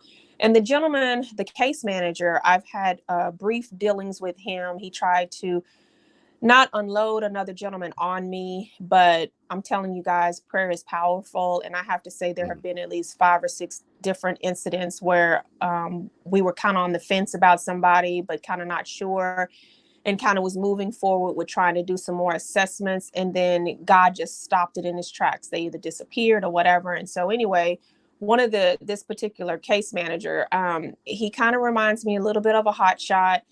He's super nice, but wants to overtalk me. And so I find myself through our conversations, I'm constantly trying to bring him down to listen to what I'm saying to him, because he's trying to get his words in quicker. And like I said, he's really a nice guy, been super nice, respectful and everything. But I think he's so brand new, he doesn't really know. So he's even said, you taught me a lot of things about assessing these people, as you say, that you want in your home. And that makes me know that I'm doing my job properly. but I want him to get to a place where he knows who to call me about and who he doesn't know. I mean, and who he knows not to call me about. But this particular gentleman that's deaf, like I said, he can live independently. He's done that before, but just in other settings, like, you know, he's been in a shared living, so he's done those types of things, but it's been more of like shelter type stuff. But I'm supposed to have another conversation with them next week, because I did tell the case manager, I said, hey, let me get with my team and let me figure out some stuff, you know, as far as trying to make sure that we can move forward, and even this is even possible. And it was so funny because one of the other gentlemen that's moving in on Monday, just in our conversation, because I usually, when I go to assess them, I kind of let them talk because I feel like they're going to tell me what I need to know. But outside of the questions that I asked, but he also, it was funny that he would even mention that he lived in a shared living situation, but they allow couples and individuals to live there. And he said, yeah, it was really good. I said, well, how did you feel about that? What was that? He was like, oh yeah, we became a family. He said the couple across from me, I want to say he either said both of them were deaf or the lady was deaf. He said, and it was all good, Miss Tiffany, until she sounded a fire alarm off, and then we have to, you know, try to get in there and tell her, hey, you burning up stuff, you know, and you got a fire alarm going off. And so he said, I just didn't feel like the proper things were there to let her know. He said, we always stop her, you know, and let her, or notify her of what's going on. So it says to me that he's been in that situation before, which was good, because if I did move forward, at least it would be, and the other gentleman that's there too, I don't have any doubt that he would help as well. But I don't want them to feel like that's their responsibility. So I wanted to check to make sure. I had already did a little investigation on it, because this just came to me like Thursday, I think, of this past week. So I just wanted to make sure that I was doing my due diligence and kind of researching. So that's when me and my dad kind of started writing down ideas and things like that. And I said, well, I'm definitely going to talk to Derek and Shay on Saturday to see kind of what, you know, what their thoughts are, and get other people. This is an opportunity to get other people's opinions too, if they are doing something already. So just I agree with you guys. I'm going to check into the things that you guys said. And then depending on how we move forward with the assessment, is, you know, if he's even, you know, compatible with the home, we'll kind of play a part in it as well. But so far, everything checks off except for me. Just I'm very comfortable. I don't have any problem with housing him. Okay. But I just make sure that I'm doing everything that I can to make sure we get it done right, properly. Okay. I want to give one last gem on this same topic, and then I'm gonna move on, because somebody's probably wondering, well, Derek, give me a case of where you would have took this guy. If Tiffany would have told me that this guy is not techie, he can't text, or he can't read, that's dangerous for me now, because I can't communicate with him. Let's just say I know danger's coming to the house tomorrow at a certain time, or in 15 minutes. If he can't read or text, this is a gentleman that I would feel like that I'm doing him a disservice. Somebody would say, well, Derek, you're discriminating. No. I'm not discriminating against him. I think that I would be doing him a disservice. It's not safe by housing him, because Tiffany, it's not safe. So one of the first things you laid out with was going to be my first question. Can this guy read? Can he text? Because if you'd have said, Derek, no, he don't text and he really can't read that well, Tiffany, we going to do this guy a disservice, man. Let's not do that. That may not be safe for us. Okay, so that was the last gem I wanted to drop on that conversation. Shay, back on you, and we'll start closing up. I just think this has been a great conversation today. Absolutely great. I'm looking at the chat, and there's some dialogue going on between Katara that I want us to address really quick, and the rest of the family here in the live. She was talking about, let me look for the first dialogue she stated. It was about, people are chatting in so quick, it's moving my stuff. Yeah, thank y'all so much for all the comments and the questions. Like, that's what we thrive on, so we appreciate that. So here's another idea that I want you all to walk away with. Katara says, I gave the clients at our local shelter snack bags that contain flyers to refer each other so they could earn a referral fee. I'll be back to do 2 assessments next week through those referrals that were made. This is so unique, but yet very useful. As you see, Katara gave a population that needs housing an ability to make somewhat of an income by telling other people about her housing program. So this is awesome. Then Katara says, this is how the idea came. She says, The idea came about when I assessed a gentleman that was honest in telling me he would not be a good fit for my ILF. Derek always tells you all, the clients will tell you once you start laying down the requirements that everybody hears. So there's no discrimination. These individuals they opt out on their own within their own free will. Yeah. And this gentleman did that. And he said, hey, I'm not going to be, honestly, this ain't for me. And asked her to buy me Thank you, lunch. Lord. Because if you're Yeah. getting coaching from us, that's a part of our prayer for you. Mm-hmm. That not only that God keep you away from the knucklehead, but because of the questions and the assessment we give you, we want that assessment to weed the knucklehead out. Anise, me and you talked about that kind of yesterday, right? That's a great example of this, to where the client kind of was just honest enough to say, man, you know what? I'm not a good fit for what this is. I want to bring my girlfriend over. I want to drink beer in that place. I want to bring my homeboys over. I want to stay up all night and blast music. I know I'm not a good fit for you, but I may know some guys. Mm-hmm. And I like how you worded that too, sis, because if you didn't say this very last part, I was going to call you personally, right? I like the part that you talked about lunch.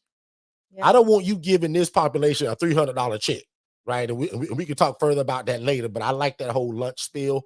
I love that, right? So, yeah, just being creative. I love it, Shay. So Tiffany in our private in the online, the stream chat said, I've had 2 or 3 potential clients tell me that in the last week that they will not be a good fit. Yeah. It's all about the expectation and setting the expectation. We're in compliance and making that. sure that we're following That's an the answer fair prayer. housing guidelines and all of that stuff. So the same things we ask one client is the same thing we're going to ask every client, making sure that we give them a fair chance at obtaining housing. The good thing about it is a lot of them do not or don't wish to follow those guidelines or rules, and that's because of the mental health that's attached to the population. So that's some of the things that cause the limitations in finding good, secure housing for these individuals. So last but not least, there's another question that somebody said, what do I do to apply for the scholarship? Oh, yeah. So again, guys, we have a scholarship that brings that coaching down from 15 grand to 7,500. We also have third-party financing and in-house financing. But the requirements, I'll give you 2 ways to do it. I'll talk about it today. I'll also leave the text in the chat that you guys can text the word scholarship to this number, but also at Forston Consultants website. So if you go to forstonconsultants.com, I'm literally doing it now. I'm clicking on, products and services. And the first thing that pops up is the ILF Mastery Blueprint. If you click that button that says learn more, and right below that shows you, let me see, scholarship available. Click for details. If you click that, it'll literally tell you kind of what we're asking for to do. And it's really easy. So it's a 5-star Google review. So meaning that even if you enjoyed this room today, and this room meant a lot to you today, simply just go and please give us a 5-star Google review. We would really appreciate that. That's why these rooms are free. And the only thing y'all owe me is a 5-star Google review. Then the other thing is just following us on social media like Facebook, Instagram, and our YouTube, subscribing, and then at least sharing the YouTube page one time. And then the last thing is a short video testimonial. And that's what I was saying earlier about Prophetess Evangelist Lovely. She's the first person that actually gave a video review before she ever took any services from us. Yeah. She trusted it so much in terms of what she saw on YouTube and what we did for her friend's life, Neonta, who's now our sister, and how well her teaching went, and now she's up and running. She gave us a 5-star Google review and the video testimonial before we ever even asked for it. So when it was time for her to apply for the scholarship, she had already done the requirements. So again, it is literally that simple. Video testimonial, 5-star Google review, and follow us on Facebook, Instagram, and subscribe to the YouTube channel and share at least one video. Today would be a great one to share. Oh, yeah. This is a great room. And thank y'all so much. This was probably one of our better rooms in probably the last 4 or 5. For some reason, with Dornico added to it, because Dornico always bring that sauce and that flavor because of the transparency. Because I often say, Tiffany, Dornico, and Neonta was just like all of y'all that are here. They once sat under this teaching, They moved at the speed of instruction, and then they jumped into the coaching, and now they're family, right? So all of these individuals can just call me anytime they want to because they're family now, right? So that's the ILF Mastery Blueprint. And again, it's normally 15 grand for the one-on-one coaching because there's so much involved in it. Again, go to the Forston Consultants website and literally read all of that stuff. Like, we build your website, we build your logo, the accounting comes with it, all the paperwork, and every ebook and course that we've ever created, you get it. And also the MSI group coaching, that's a 6-week coaching program. We give that to you, and that's normally a $4,500 product. You're automatically enrolled into that for free because you're an ILF Mastery Blueprint member. So again, I'm going to do my salutation now. I'm going to let Shay Potty close us out. Thank y'all so much, and we'll see y'all back in this room on Monday at 6 p.m. Eastern. So again, go somewhere tomorrow to a place of worship. Tell God you love him, that you love what you heard today, and you want to be a part of it. Because God is no respecter of person. What he did for us, he'll do for you. I told the same thing to Dornico. I told it to Tiffany, and I told it to Nianta. And they're all today a part of what we're doing on their own, in their own respected areas. So we would love for you guys to be family as well. Consider that ILF Mastery Blueprint.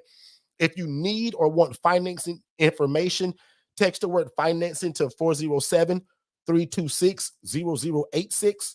If you want financing, third party or in-house, just text 407-326-0086. Text the word financing, and we'll send you that information too. Thank y'all so much. We appreciate you. Miss Shay, my beautiful wife, I'm going to let you close us out and pray us out of here. Really? So real quick, so I'm looking at the private chat, and Dornico and Nianta, they got me cracking up laughing over here.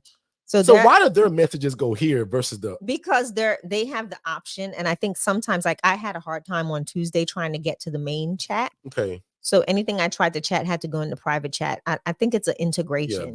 Yeah, because when you guys on stage take something, it goes into a private chat. It depends because some people's we can change that maybe. No, it's not. You can't change it. It's just for private communication between the prime example. I want to say, Derek, your head's shiny. I won't put that in the regular chat. I'm gonna put it in the private chat. Be like, powder your nose, bro. But that's what you do. But I do want to take a minute to talk about DFS, Digital Flow Solutions, because that's what Dornico and Nianta was like. What is DFS?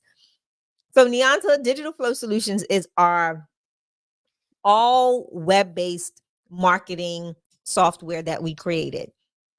We were doing the website builds and all of this other stuff, and we were realizing that we had to have all these different other softwares to do what we do. Prime example, ClickFunnels. Prime example, workflows and automations.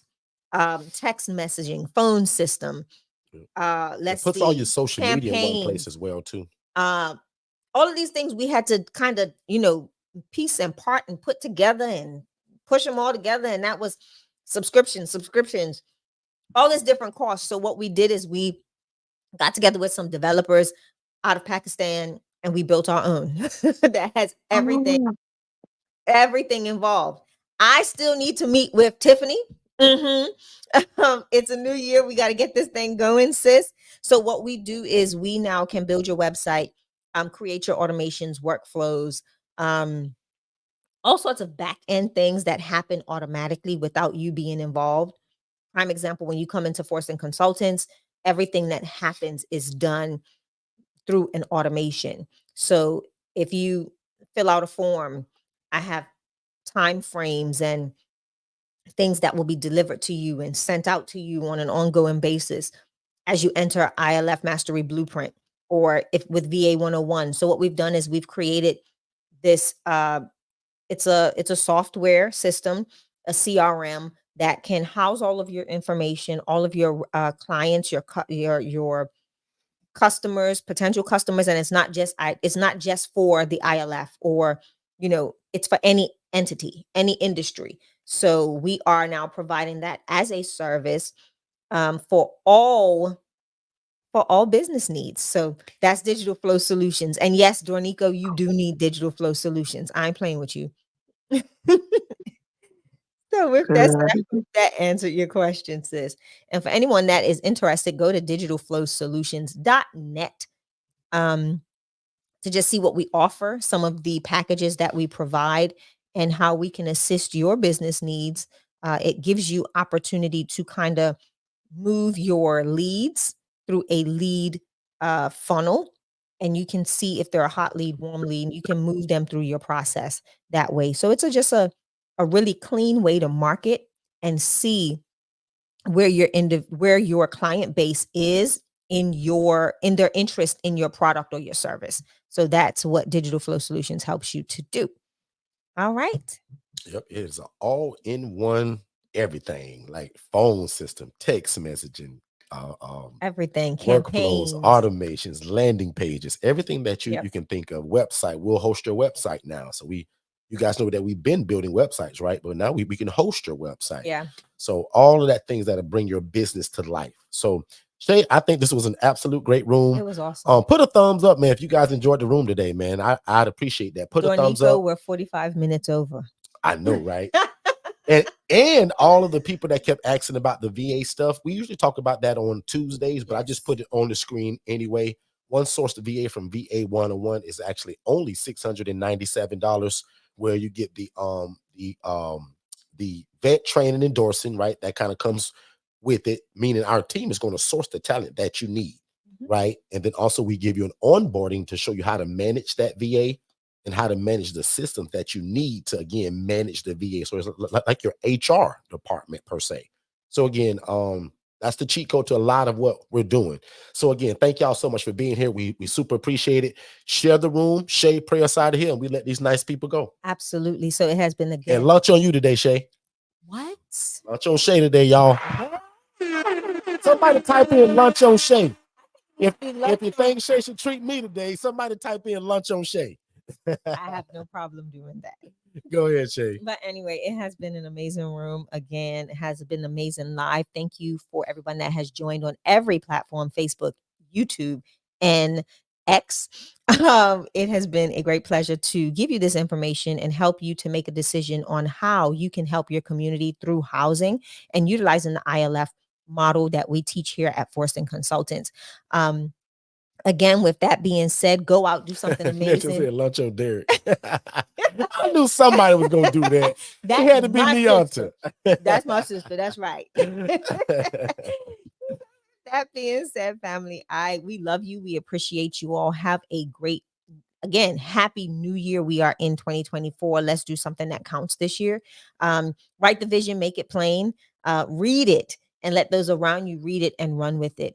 And with that said, let's pray. Father, in the name of Jesus, we thank you for this opportunity to just be able to share what you have so freely given us. Father, as we continue to be your hands and feet in the earth, we ask that you would continue to use us mightily. We will continue to decrease so that you can increase through us, oh God, bringing and drawing more people to the saving knowledge of Jesus Christ, our Lord and Savior. So, Father, each and every person under the sound of my voice today, and those that will hear this replay, Father, in the days and years and months to come, Father, I ask that you would just enlighten their hearts, their minds. God, give them wisdom on how they too can be someone great in the community, doing what you've called for us to do. And that's meeting the need of those that are homeless, those that are less fortunate, Father. So right now I ask for just your presence to overshadow each and every person today. Give them strength, give them visions, give them dreams, give them all that they need to move forth, Lord, Father God, in any and all things that you have put the desire in our hearts to do. And Father, let nothing, no weapon form against them prosper. Let no lying tongue come against them, Lord Father God, that will tell them that they cannot or they are not able to do so. But instead, let your Holy Spirit and your presence reign so freshly on them, Father, that you give them the Lord Father God, the energy to go out and do something great for your kingdom. And Father, we'll be sure to give you all the glory, all the honor, and all the praise. And it's in Jesus' holy and mighty name we pray. Amen. Amen. And don't wait to be great. Do something amazing. Wait to be great, guys. Remember, you are chosen to do something great. That is what we were created to do, not just to take up space, but to do something amazing for the kingdom of God. Have a great day, everybody. Don't wait to be great. Are you tired of drowning in paperwork and struggling to keep up with the demands of your business? Introducing VA 101, your ultimate solution to all your virtual assistant needs. At VA 101, we understand the challenges you face as a business owner. That's why we provide top-notch virtual assistant services to help you stay focused on what you do best. With VA 101, you can kiss those overwhelming tasks goodbye. Our team of highly skilled virtual assistants are ready to support you in various areas, from administrative tasks to customer service, social media management, and so much more. VA 101 offers plans to suit your budget, whether you need assistance on a full-time basis or project base. We've got you covered. At VA 101, all of our virtual assistants are educated in the latest security measures and strictly adhere to confidentiality protocols. Your sensitive information is safe with us. So join our growing list of satisfied clients who have experienced the VA 101 advantage. Take your business to new heights with the power of a virtual assistant. It's simple. Just visit our website at www.va101.co. Again, that is www.va101.co. Or give our team a call at 407-813-1433. Again, that number is 407-813-1433. We look forward to helping you here at VA 101.